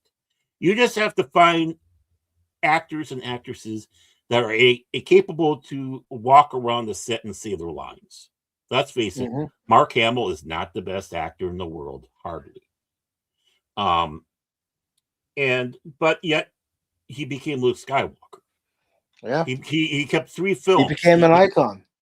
Right, exactly, and out of nothing. Harrison Ford really shot to stardom with Indiana Jones. Yeah, he was already hot being Han Solo, but once he got Indy, boom, that was it. That launched his stardom. That Because it showed people superstar. that he can act. He can actually carry a movie with his name alone and his portrayal of the character. Right. Even was supposed to be Tom Selleck originally. But, I think as much as I love Tom Selleck, don't get me wrong, Tom Selleck is great. I think they did go with the right direction with Harrison on that one. However, I think they probably might have gone a better route with having Kurt Russell as Han Solo. You never know. Yeah. You never know how it would have gone. Well, one, he still seems like he's on planet Earth, not geefed to the nth degree, and he's very appreciative of fans, unlike Harrison Ford. So, Warwick Davis was named Officer of the Order of the British Empire. Nice. Huh. Very nice. Thanks for that, Tim. Then he turned to the cameras and said, "Up yours, Dinklage." Well, you know what? Sometimes it takes an Ewok to do a Dinklage job. Yeah. And besides, he was also Willow, so. Yeah, he was Willow, yeah. And there was only the movie, folks. Only the movie. Go to Disney Plus. They don't even acknowledge it. They don't even acknowledge it. Well, there is no other Willow. There's just this Willow. Again, Mandela effect. Somebody said something about a possibility that there might be a TV show out there, but yet you go to Disney Plus and you don't find it anywhere. Darren. So obviously, what? Darren, there was a TV show. It was so bad that even Disney themselves can't acknowledge it anymore. Mandela effect. Mandela effect. And I'm sticking to that. It helps my sanity. All right. You do you. You do you. I do me. I do me. Trust me. The whole world will feel better. Did you know that they actually did make a book series? I think it was a trilogy series on the princess No. from Willow. Yeah, they did. I never read it, but I know it's actually out there. And when they were talking about doing this Willow series, it's like, you know, you got a perfect thing there. You got these books that Lucas made official and said, hey, go out there and you know, make these books and let us know what's going on. You know, what, 20 years later after Willow. Very nice. Well, speaking of movies, I'm doing a little shuffling with some of our watch parties for this year. Some that I had already announced, I'm shuffling them to different time periods, and because I've been thinking in May we're still gonna watch Seven Psychopaths because I still think that's a movie that not too many people actually saw. So I want to bring it to their attention and get everybody's thoughts and opinions on it. I liked it, but I don't know if everyone else is going to like it. But I was thinking in May we would watch Fellowship of the Ring. Mm-hmm. Da, da, da, da, da, da, da. Da, da, da, da, da, da, da, da. And then I was thinking for June, we watched The Patriot and Full Metal Jacket. The film that really launched Arlie Ermey's far too short career. Mm-hmm. And then in July, Born on the 4th of July, it's still going to be the first movie of the month. The second movie of the month is going to be Hacksaw Ridge. Mm-hmm. Now, for August, I'm shuffling that around back and forth, because I haven't fully decided which one's going to stay, which one's going to go now. Should it stay or should it go now? But I'll let you all know what's going to be coming up in August. I got to pull up my list. I don't even want to think about August yet. Well, I want to have this all ready for the rest of the year. So I have. You're a good planner. Yeah, you got the roadmap. You're a good planner. You're a good planner. I don't know. I'm barely surviving the first month of this year. Crawled into the next month, and now heavily limping into this month. And now you're going, yes. It's like, oh, what shape am I going to be in, man? I feel like the coyote, man. Well, I'll fall off the cliff by then. Wow. You're not gonna fall off the cliff. You're not gonna I'll hold the sign and hold the sign. Help me. You're not gonna fall off the cliff, Baron. I don't know. I'm like Wile E. Coyote. I'm a super genius. Wile E. Coyote, super genius. And what? Cash is the road runner, the chin runner. Maybe. It's like goobers. Yeah, but all right. Yeah. I suppose. I haven't even looked at Discord. That's my bad. When that is my bad, by the way, start up. That's bad. That's horrible English. My bad. On accident? No, it's by accident. I started playing it when I was man, whatever you want to call me. There I go. I said I started playing it. No, I started saying it when I was playing baseball with friends, and I made an error.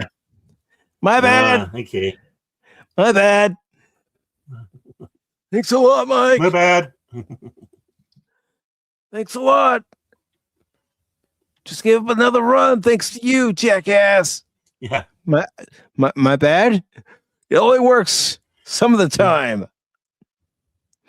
All right, so Yeah, he's still promising he'll be here when stuff is done. That was at 5. So our time, my time. right. Mhm. So for August, Cowboys and Aliens.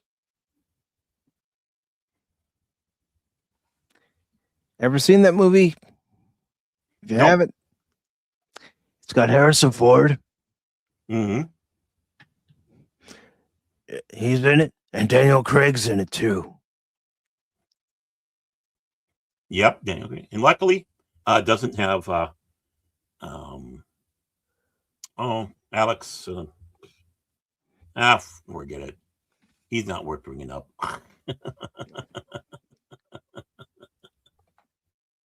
But the other movie I have planned for the month of August, because we watched Aliens. I was Yep. thinking that we would watch the original Alien for August. I'm scared now. Scared. Oh, don't worry. Don't worry. It's not going to bite. The Xeno, it's not going to bite. Mm. No, he just pops out of bellies. Yeah. And then for September, we're going to watch Watchmen. Believe it or not, I have not seen the Watchmen film. I've read the Watchmen many times, but I've never seen the film. I guess in some ways I was always a little afraid to. Nothing to be afraid of there, Baron. Because after we watch The Watchmen, also in September, we're going to be watching Robin Hood, Men in Tights. We're men in tights.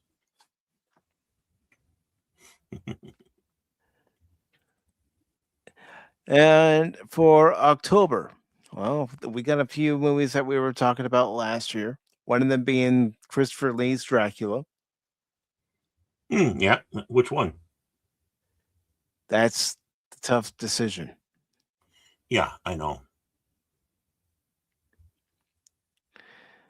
And then I was thinking we could watch the original Friday the 13th.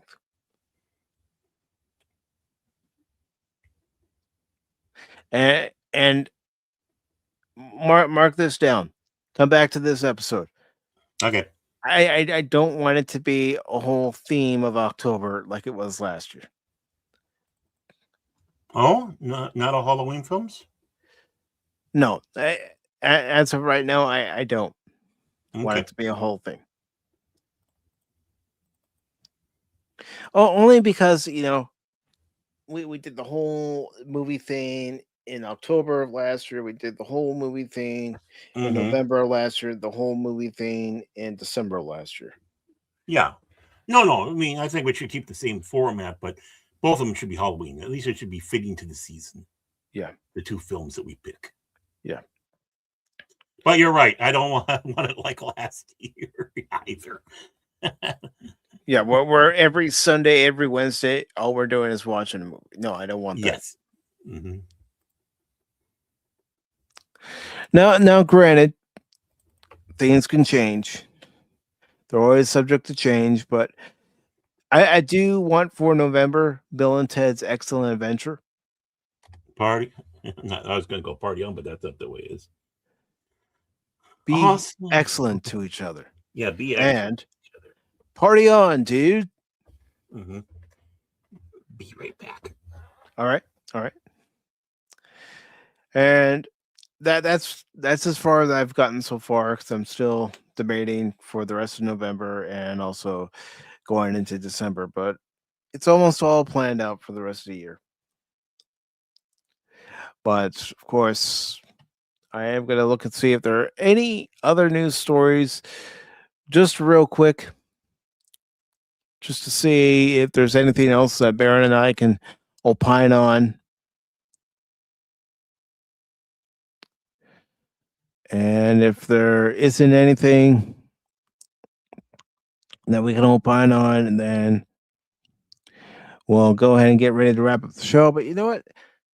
Since you gave us that mirror article, Tim, let's go ahead and opine on that. So I know Baron still has his headphones, so we can definitely listen to that.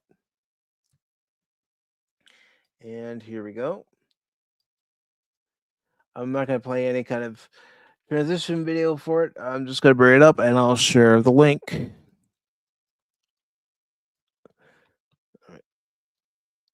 To the Rumble side. It's already on the YouTube side. Okay, let's make this a little bigger so the folks at home can read this as well.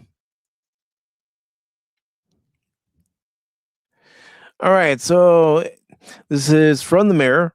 It's by Victoria Johns. And it says Warwick Davis beams as he is honored with the OBE from Prince William. Actor Warwick Davis has been appointed an officer of the Order of the British Empire and was awarded the honor during an investor at Windsor Castle. And it was today. It says Warwick Davis beamed with pride today as he received his OBE from Prince William, the much-loved actor who's 56 has been awarded the honor for his significant contributions to drama and charity. Wearing a sharp navy suit and smart black shoes, Warwick, who has a whole host of TV and film roles on his CV, met the prince at Windsor Castle as he shook hands with the future king, who handed the actor his prestigious medal. Warwick was joined for the celebration by his daughter, Annabelle, 27, and son, Harrison, 21, who proudly watched their beloved dad receive his very dignified honor. And there you see them in the background. Mm-hmm. It says the Harry Potter star described being awarded. I'm sorry. I guess I still remember from Star Wars. I don't know. I was going to say I would have said Star Wars or Willow.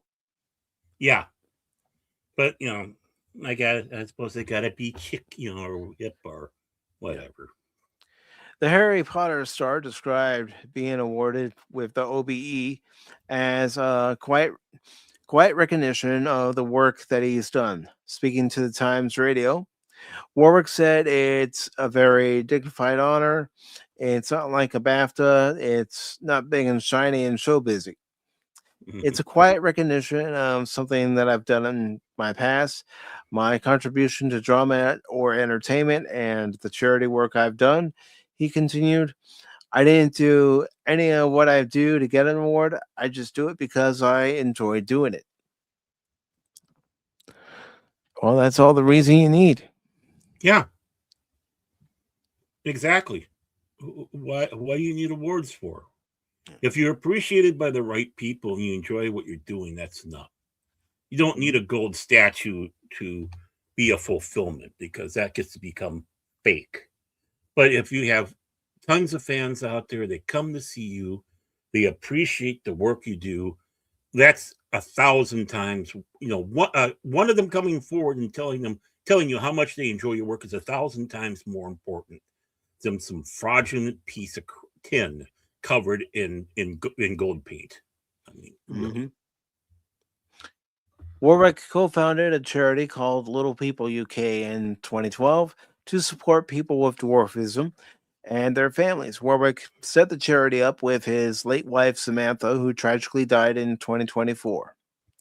In February 2025, Warwick was given the BAFTA Fellowship, which he dedicated to Samantha. Speaking at the time, he said, "This is the best thing that's ever happened to me, and I've been in Star Wars," he added. She, Samantha, was always so supportive of my career, encouraging me to grab every opportunity with both hands. In a touching statement released after Samantha's death, Warwick said his late wife's passing had left a huge hole in our lives and paid tribute to his favorite human. He described Sammy, as he called her, as his most trusted confidant, and an ardent supporter of everything I did in my career. Warwick added that he felt like he could achieve anything with his wife by his side and that it felt like he had a superpower. In 2018, Sammy was struck down by sepsis, meningitis, and strep B infections. Ouch. And yeah, that's very serious. In All support of of this. yeah, in support of charity, the UK Sepsis Trust, Warwick retold 100 emotional stories of people affected by the condition in a heartfelt video, sharing the UK Sepsis Trust is a charity that is close to my heart, and I was made more aware of the condition through my acting career. It's astonishing how many people are affected by sepsis on a day-to-day basis, and I'm honored to help spread the message to ensure as many people as possible know there is a place to go for support and guidance. Well, Mm-hmm. congratulations to Warwick. He deserves it. Yeah. Yeah, he does. And he should be proud. He should be very proud of himself. But he had his support structure, his Mhm. family. Mhm. And Which, of course, it he's not sounds ashamed to say. no, it sounds like his wife was his rock. There's nothing wrong with that. Mhm.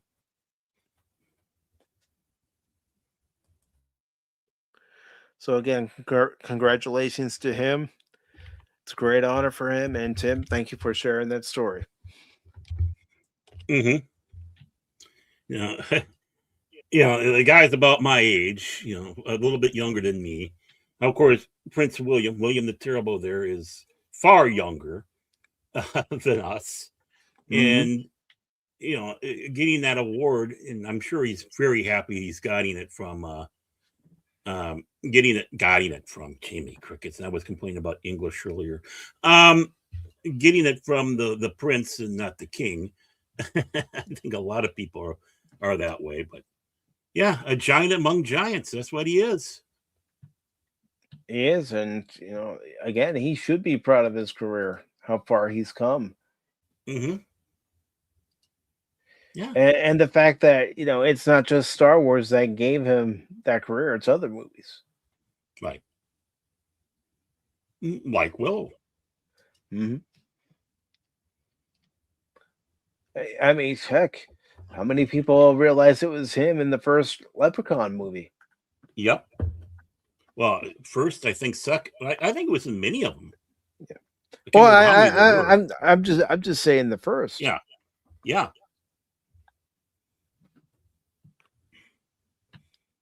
Okay. I don't care. Give me the part. I want to work. Mm-hmm. It sounds like a real actor that way. It's like, I want to work now. Give me a role. Yeah, it's You play a what leprechaun. Got it. it's what he went to school to do, and he Mhm. honed his craft, and he's Mhm. doing it. I'm just getting this article Right. And into not the everybody's going to be YouTube doing and Shakespeare. no, into the YouTube and Rumble I see what you mean feeds there. in the description, Mhm. so it's there.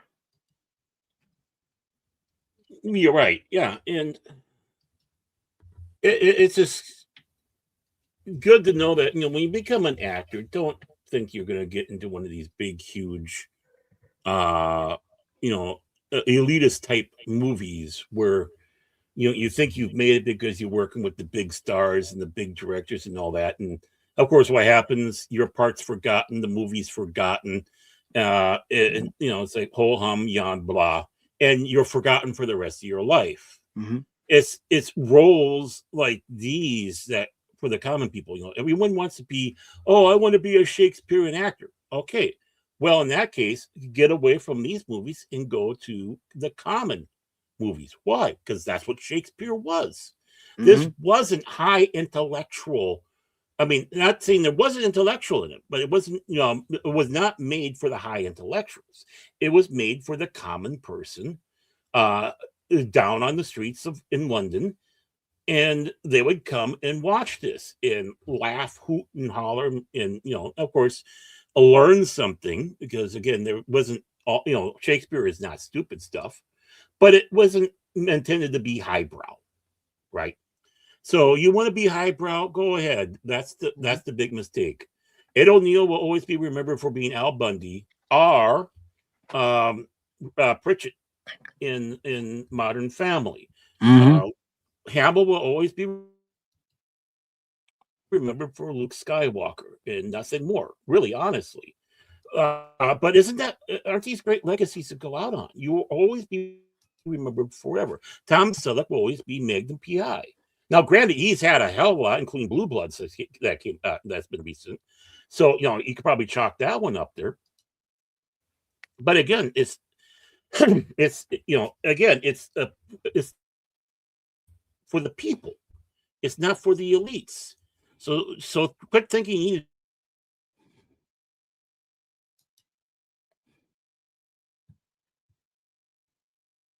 Still there, Baron? TVA never won an Academy Award. Never. Newhart never won an Emmy Award until Big Bang Theory. And that was towards the end of his life. You know he got cheated, especially for his stuff on He should have won for Bob Newhart and the Newhart Show. Yeah, both of them. Exactly. And again, if it's chasing awards and being accepted into the creme of the snooty elitists, you're doing it wrong. If you're going out there to make a movie and a paycheck, because you got to live, right? Right. And it's somewhat of a decent film, obviously you don't want to go for a stinker, but something that it would be quote unquote outside the dignified. Oh, you mean I'm going to be doing a children's movie? Well, you know what happens with children's movies? These children recognize you. And as they grow older, they see you in other roles. And it's like, oh, look, it's so-and-so from so-and-so. Let's go see it, right? And then you get this following of people. Perfect example for that, it's Baron? because you... Perfect example for that is Christopher Lloyd. Yeah, I knew him from Taxi, but when I saw him in Back to the Future, that's what I associated him with, is Back to the Future, not Taxi. And it's all because of his I've seen him in Taxi and seen him in The Legend of the Lone Ranger. Yeah. I mean, for me, seeing him in Taxi, then we saw The Legend of the Lone Ranger, and he was the bad guy in Legend of the Lone Ranger. And my dad goes, yeah, that's Reverend Jim. It's like, nah, what? That's Reverend Jim. And then boom, he's Krug in Star Trek 3. And of course, the next step, really big step, Back to the Future and such like that. A solid icon. Kurt Russell, who we said before, here he is as a Disney kid making movies, and instead of falling into a trap of what all kid actors do, they grow up and they go into obscurity. Voila, he starts getting these other roles, and the one that really solidifies it is Snake Plissken. And then, of course, he did Elvis. I was gonna say he does Elvis, but he shows that he can do comedy. One movie that he's known for that I enjoy, and I can't say if you enjoy it or not. I'll find out here in a second. But Captain Ron, hey swap, that laid back, no care in the world kind of dude. Right. Yeah. I haven't seen that movie in ages. I haven't seen it, but Big Trouble in Little China. What about that one where he plays basically the anti-hero in the sense of this? He doesn't know what the hell's going on around him, and no matter what he's doing, he's fumbling through success.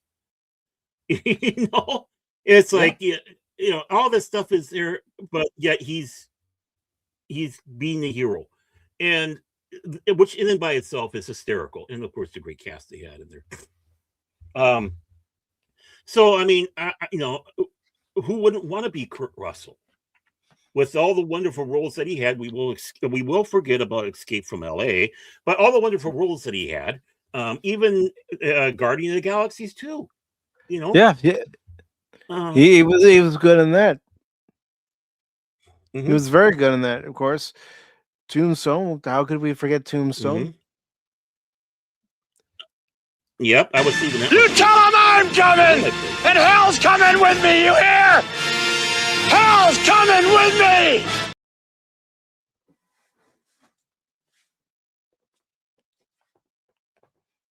Oh, okay, there we go. Mike's back. Wasn't he in a movie, not a really a higher buck movie or whatever, a minor league baseball movie? Because he was a baseball player. I believe he was, but I For a can't think of while. the name of it right now. Yeah, and I think he was promoting or talking about it, and he was on Johnny, I think it was. And of course, they're telling stories. And they said, yeah, a lot of crazy things happen, with baseball and baseball players, especially when you got these smaller leagues, these minor leagues and all that. Mhm. He said, yeah, we went out there intentionally, got one of our fellow players an STD, like made sure that the woman had it and all that. Obviously one that could be cured with some penicillin, but it's like, yeah, we got him an STD, and boy, was that funny. And the people wonder, is some of the stuff we see in movies true? Yes. Some things, it comes to the point, the more outrageous it seems to be, the truer it is. I was gonna say there's a lot of truth in it. Yeah. Mm-hmm. Mm-hmm. So, I mean, I think William Shatner has come to terms for being Captain Kirk, because he does realize now that is the pinnacle, the icon that he is, amongst other things. T.J. Hooker being Mhm. one of them, but not as high. Some of his movie performances, but really, to all these people out there, he's Captain James D. Kirk. He's Captain James their P. Kirk hero. of the Starship Enterprise. This is my Mhm. first officer, Mr. Spock, Dr. McCoy. Yes. And there's nothing wrong with an actor, being known for one particular role. Yeah, the actor is going to say differently. Right. And like you said with William Shatner, he accepts that, Star Trek will always be a part of his legacy, just Mhm. like Leonard Nimoy Right. learned to accept that he is Spock. Mhm.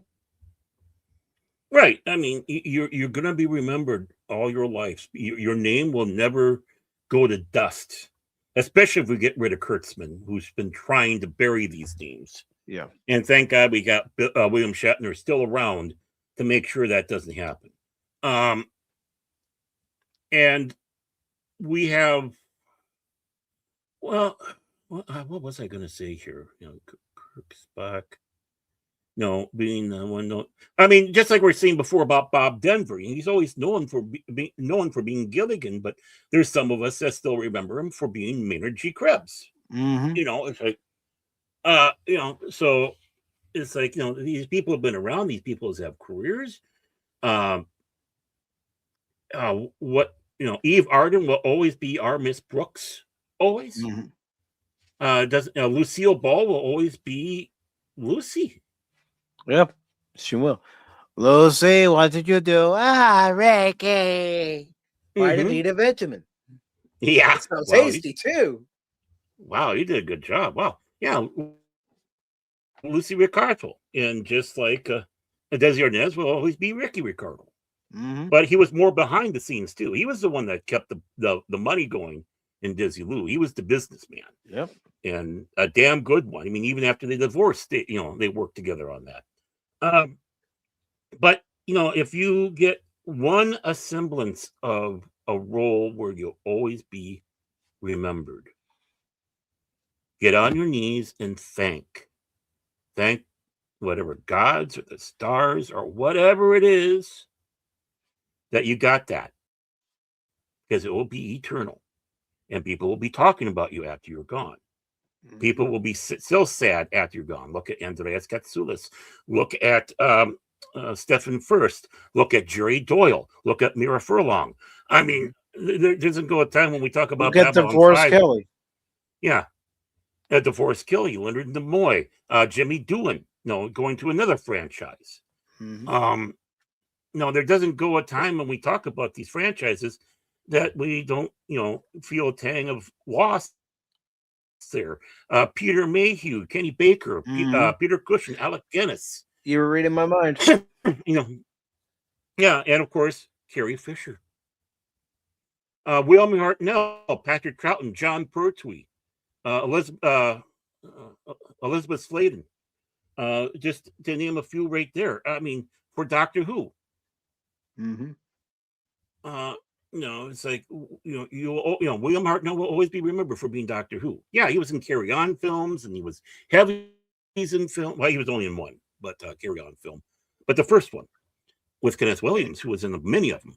But I mean, we're always going to remember Burt Reynolds, Elizabeth Taylor, Jessica Tandy. Oh yeah, Burt Reynolds is always the bandit, man. Always the bandit, man. It doesn't mean there wasn't roles that we didn't appreciate otherwise, other than that, But when it comes down to it, he's the bandit, man. Or he was in Gear 1 and 2, as Archer likes to point out. I mean, Sally Field. We'll always remember her. Peter Graves, Mission Impossible. Martin Landau, again, Mission Impossible, based in 1999.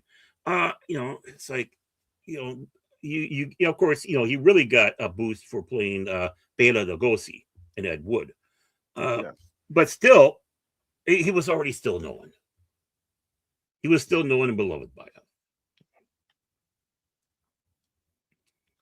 You go to many of the cast of, because I don't know, I can't remember their Garth Thomas, I believe, who played Blake.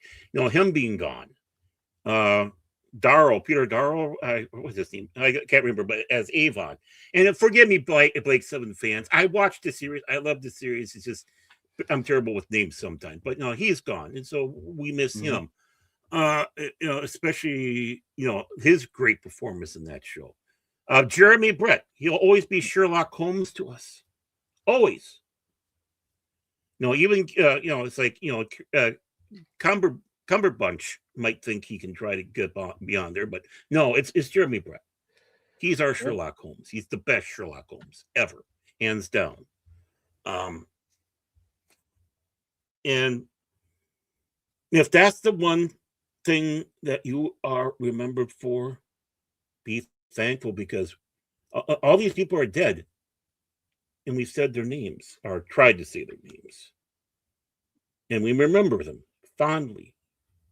And we watch their performances over and over again. The year Star Wars was out and eligible up for the Academy Award, Annie Hall won. How many people even know what Annie Hall is, or who even started it? Right? But that's the case. Yeah.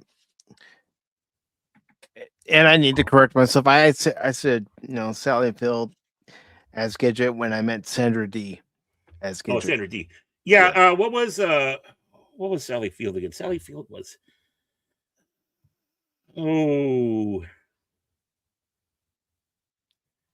She was in that. It's a TV show it's similar to that, and I just hate.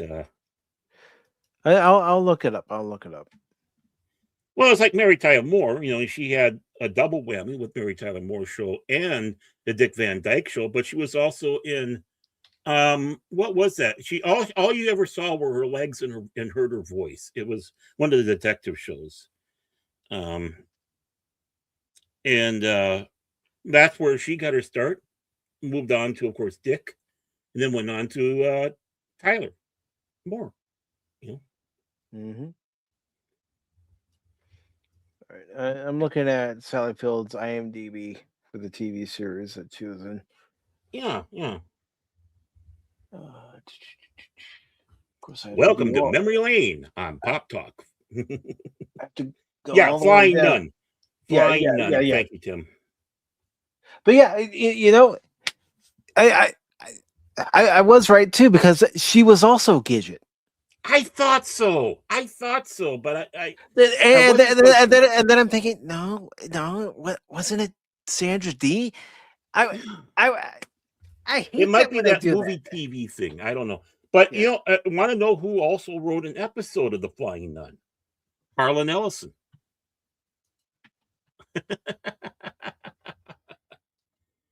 Mm-hmm. And see, that's just it. Harlan Ellison's name is going to be remembered forever for all the stuff he did, particularly being a pain in the ass. And I say that with full respect, by the way. He'll be the first one to tell you. And I'm not saying Oh, anyone's going to remember any of us. Mm-hmm. I mean, we don't know if this YouTube thing is still going to be around, 10, 15, 20 years from now. Yeah. But if they do remember any of us, I hope they find our humor to be just that, humor. Yeah. And Tim, I'm ashamed of this, but of course, Tim pulls out Orson Welles and Basil Rathbone, again, two greats. Errol Flynn, what giants they were. Clark Gable, right? Gone with the Wind, boom. There you have it. Orson Welles, of course, known for on radio for the Mercury Theater on the Air, the War of the Worlds, and being the Shadow, and then the Citizen Kane and Touch of Evil. And whatnot, of course, his booming voice and Paul Masson will serve no wine before it's time. And Basil Rathbone, being opposite of Errol Flynn many times, trying to dodge Errol Flynn's drunken sword flailing, while Basil Rathbone was an expert fencer and fighter, stage trained. But all the roles that he had, whether he was a good guy or a bad guy, including being Sherlock Holmes. Mm-hmm. But such legendary talents. James Dean. I mean, really, talk about a man's career. A life cut short. Well, yeah. I mean, his career shot after he died. Only one film of his was released before he died, and the other two were afterwards. Mm-hmm. Lon Chaney Jr., Mel Blanc, Boris Karloff, Peter Lorre,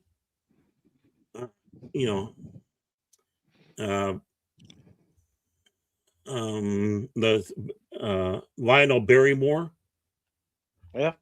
grandfather of Drew Barrymore, Dingbat, and let's go, Carradine, John Carradine, father of Dave Carradine, and of course the recently passed Robert Carradine, and of course David Carradine, always remembered for being kung fu, whether he likes it or not, or liked it or not. He seemed to actually embrace it. Actually, if you take a look at it. I was going to say, if he didn't embrace it, he wouldn't have returned for Kung Fu: The Legend Continues. Yeah, but you see some of the other stuff he did between then. He started getting into the whole thing after he was in Kung Fu, and getting into the Eastern arts and stuff like that, and philosophies, and of course, him having the big fight with Chuck Norris. I believe that was Lone Wolf McQuade, but yeah, he basically embraced the character, and coming back for, like you said, Kung Fu: The Legend Returns, who had Robert Lansing in it, a great actor. I mean, Automan, 12 O'Clock High, and of course the field pilot that they had on Star Trek, Gary Seven. Mm-hmm. I always liked him. Jimmy Stewart, Jimmy Stewart. See, that's just it. Would you rather be remembered like this than to have a statue getting dusty on some collector's cabinet that they got off eBay Mhm. because And, one of your kids didn't care about it. and yeah, I know Sandra D was in Gidget, but when I think of Gidget, I think of Sandra D as Gidget before I think of Sally Field as Gidget. Mm-hmm. Well, again, I think it's that movie TV thing, Yeah. you know, and it's just like who was the original Hawkeye, who was the original Trapper, stuff like that, and who was the original Radar? Trick question.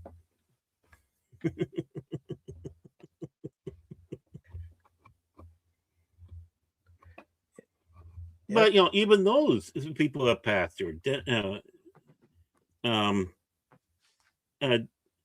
Sutherland, passing away. Of course, Wayne Rogers on the TV side passing.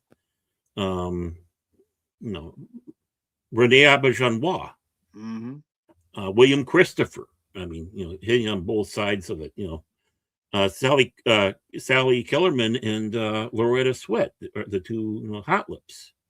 No, they're gone, but they're always remembered. I mean, just turn on the TV and you can, she was on the show all 11 years, so by chance you're going to see her on there. Yeah. Alan Alda will always be Hawkeye. Whether he likes it or not. And at his age right now, I think he's accepted it because there's not much, let's face it, I think he's close to his 90s right now. Believe it or not. I'd play this on stream, Tim, but I know I would get a copyright claim, so I'm not even going to take a chance. But folks, go ahead and check out that link that Tim just put in there. And Cool.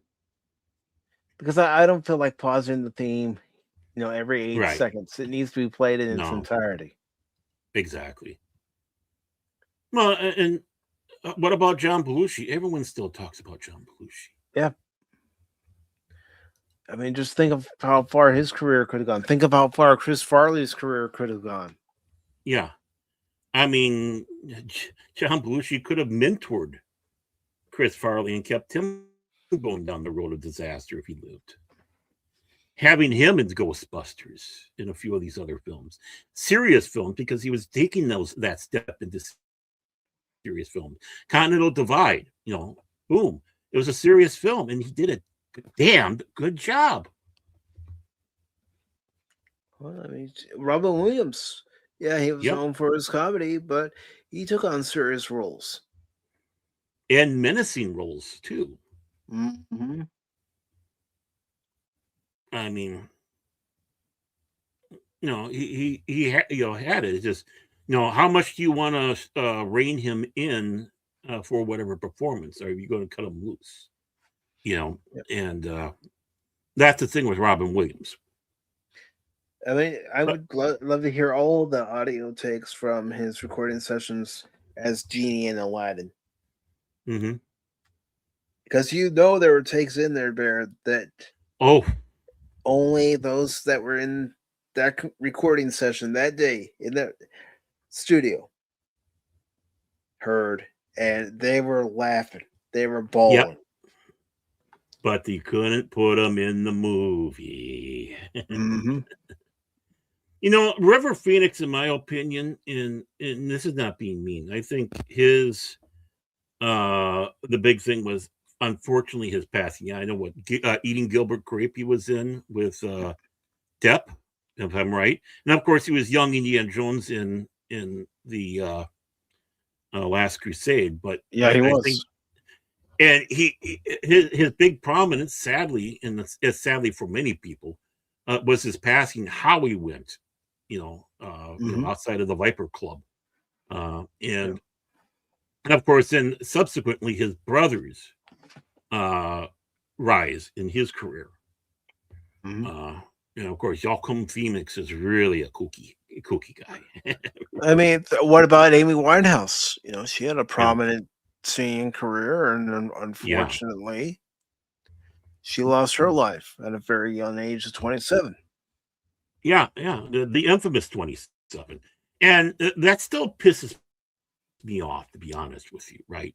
Because I'm not a huge fan of Amy Winehouse for no other reason that I never really heard much of her stuff, to be honest. Or if I had, I didn't know it was her. So I mean, I'm not getting critical about her abilities. Obviously, she had to have them to get where she was in recognition. But she had those demons attacking her constantly with her addictions. And the Hollywood press out there, and the way they were kind of rooting it on. So, uh, she eventually would destroy herself because, of course, news. And then she dies, and all of a sudden the fake tears come. Like, oh, poor. I Amy always Winehouse. loved Why do we her. know? Yeah, how if we only knew? It's like, The bitch, signs please. were already there. Yeah, you were not helping matters much. You were not helping. In fact, you were feeding into it, what she didn't need. And yeah, so I feel terrible about her with that whole thing. You know, the enabling was immense, and you don't hate the media enough. You just don't. No. And like I said, this is coming from someone who really can't say, one way or another about being a fan, and it's not a cruel thing.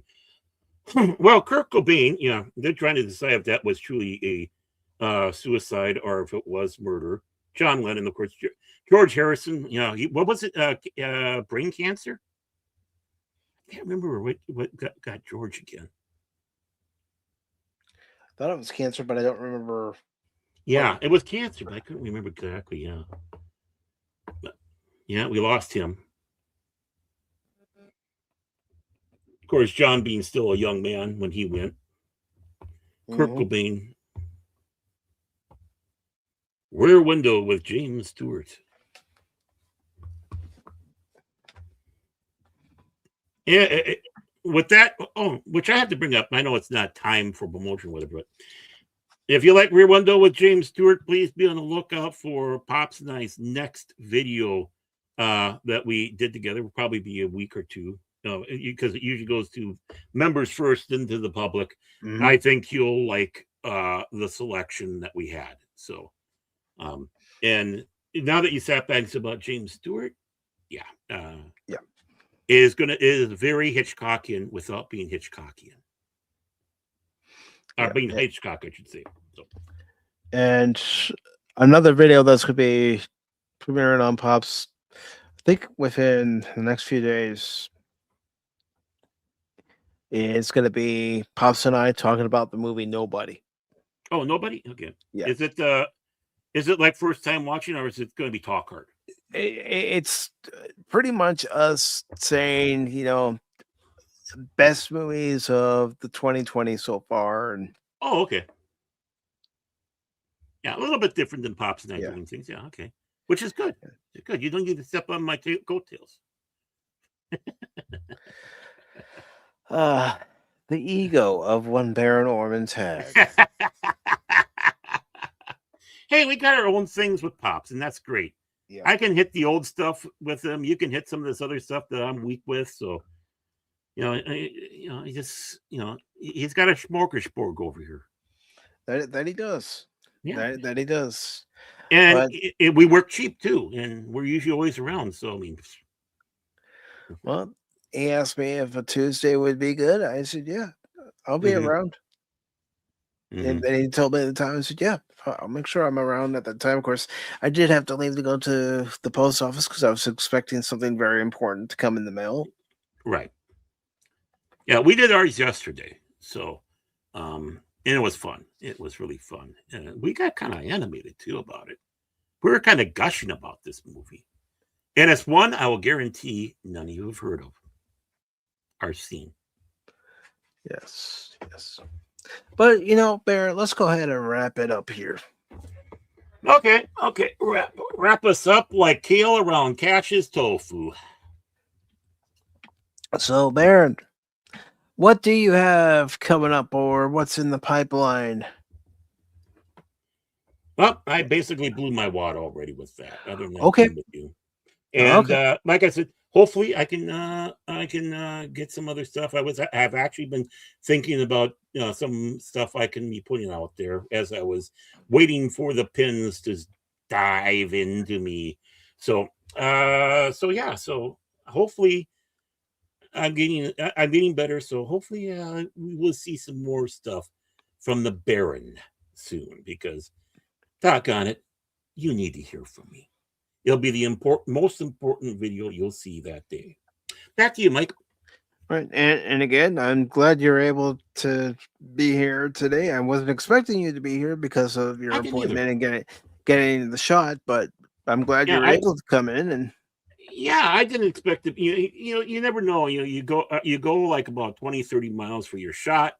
You don't know what's all going to go around it, how long you got to wait. Thankfully, that doctor that does this is very fast. And of course, got back, and yeah, starting to suffer a little bit of the side effects, like they say about headaches coming in. Yeah, I can feel that headache coming in and stuff like that. But other than that, I'm sitting down in a chair. My neck doesn't feel so bad, so it's not like I'm sitting here in uber pain, just sitting here at the desk. And it's like, I saw you were alone. I said, doggone it, that's it. Screw you, Cash. I'm going in there and rescuing our buddy Mike. You might not care. I care. But I do care about everybody who was able to stop by tonight. It did seem like it's been a quiet night the last couple of nights on both YouTube and Rumble, as far as streams are concerned. And that's why there's crickets, I hear. Okay. Yeah. But by the way, thank you, Lady Miss. But that's just my observation. It's not just me observing my own channel. It's me going to other channels and going, man, it seems kind of quiet over here tonight. And it's not usually quiet, but I do appreciate everybody being here. Of course, we had Helion stop in. Thank you, Helion. Yep. We had Lady Miss stop in. Thank you, Lady Miss. The Padawannabe. Thank you, Padawannabe. Godzilla there. And we also had Tim stop in. And of course, I do want to emphasize, and I'm going to keep emphasizing, folks, is please, if you're liking the stream, share out the stream, repost about the stream, hit that like button. Let's get eyes on not only this channel, but other channels too that you watch. Because there are a lot of great creators out there, a lot of great people out there that do their own shows, have their own content, and they should be watched and enjoyed by everybody. You may not be interested in everything that they're talking about at one time or another, but there's bound to be something that they're going to be talking about, or maybe they're having a watch party at some point that you want to stop by and be a part of. So do it. I know I'm getting back into reposting and retweeting people's streams again. I've really slacked off on that. So yes, I am speaking on my own behalf too. Is that there was a time every stream I go by, I would repost it, restream it, and then I started slacking off. And now I'm telling myself, get back in the habit of doing that again. Yes, it's going to annoy some people. What's Pacific doing? Oh, he's reposting about someone else's stream. Yeah, I'm trying to get more eyes on their stream, trying to help them out. And that's pretty much what I'm asking for over here. Is if you like the stream, you like what you see, whether you're watching on YouTube or Rumble, repost, share out the stream, hit that like button. Say, yeah, these guys are crazy, but, get to know them. We are the world. We are children. We are the ones who make a better day. So let's start giving. What? Was that? Oh, I'm sorry.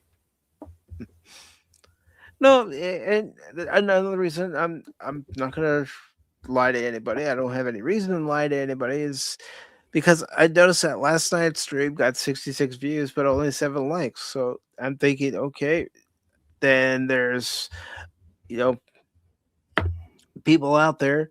There's at least 58 people out there that didn't like the stream that much. Mm. That's what I was thinking. I haven't had a chance. They may have watched it, but they don't like it by hitting the like button. So that's all I'm asking. Just hit that like button more if you're actually enjoying the stream. No, not enough stealth. That's the problem. You can't really use stealth in Black Myth Wukong. That's not what Cash told me. You're constantly having to fight enemies and bigger enemies and more powerful enemies. You got to develop a strategy. And I had to develop a strategy for a new boss. Trying to stay alive long enough to beat the boss and not give the boss an opportunity to say, "Get out of here." Wow, strategy. Yeah. I never heard that before. Yeah, and well, you probably know it as strategery. Ah, okay. Now I know what you're talking about. Yeah, but as far as what's going to be coming up on the YouTube and Rumble channel for tomorrow night, I'll be playing more Mass Effect. And of course, I'll also try out that demo for Vice Magic City just to see what that's all about. I'm sorry. I just got to laugh at that one. I'm waiting for the lawsuits. Yeah, I've got a feeling Nintendo's going to file lawsuits aplenty. Yeah, I don't think. I mean, they did it against Power World. I know they did. Yeah, I don't think they're going to be bothered. I'd be surprised if Rockstar even did anything, but definitely Nintendo because they're piss hands. You know, and you know it won't matter that the game's free to play.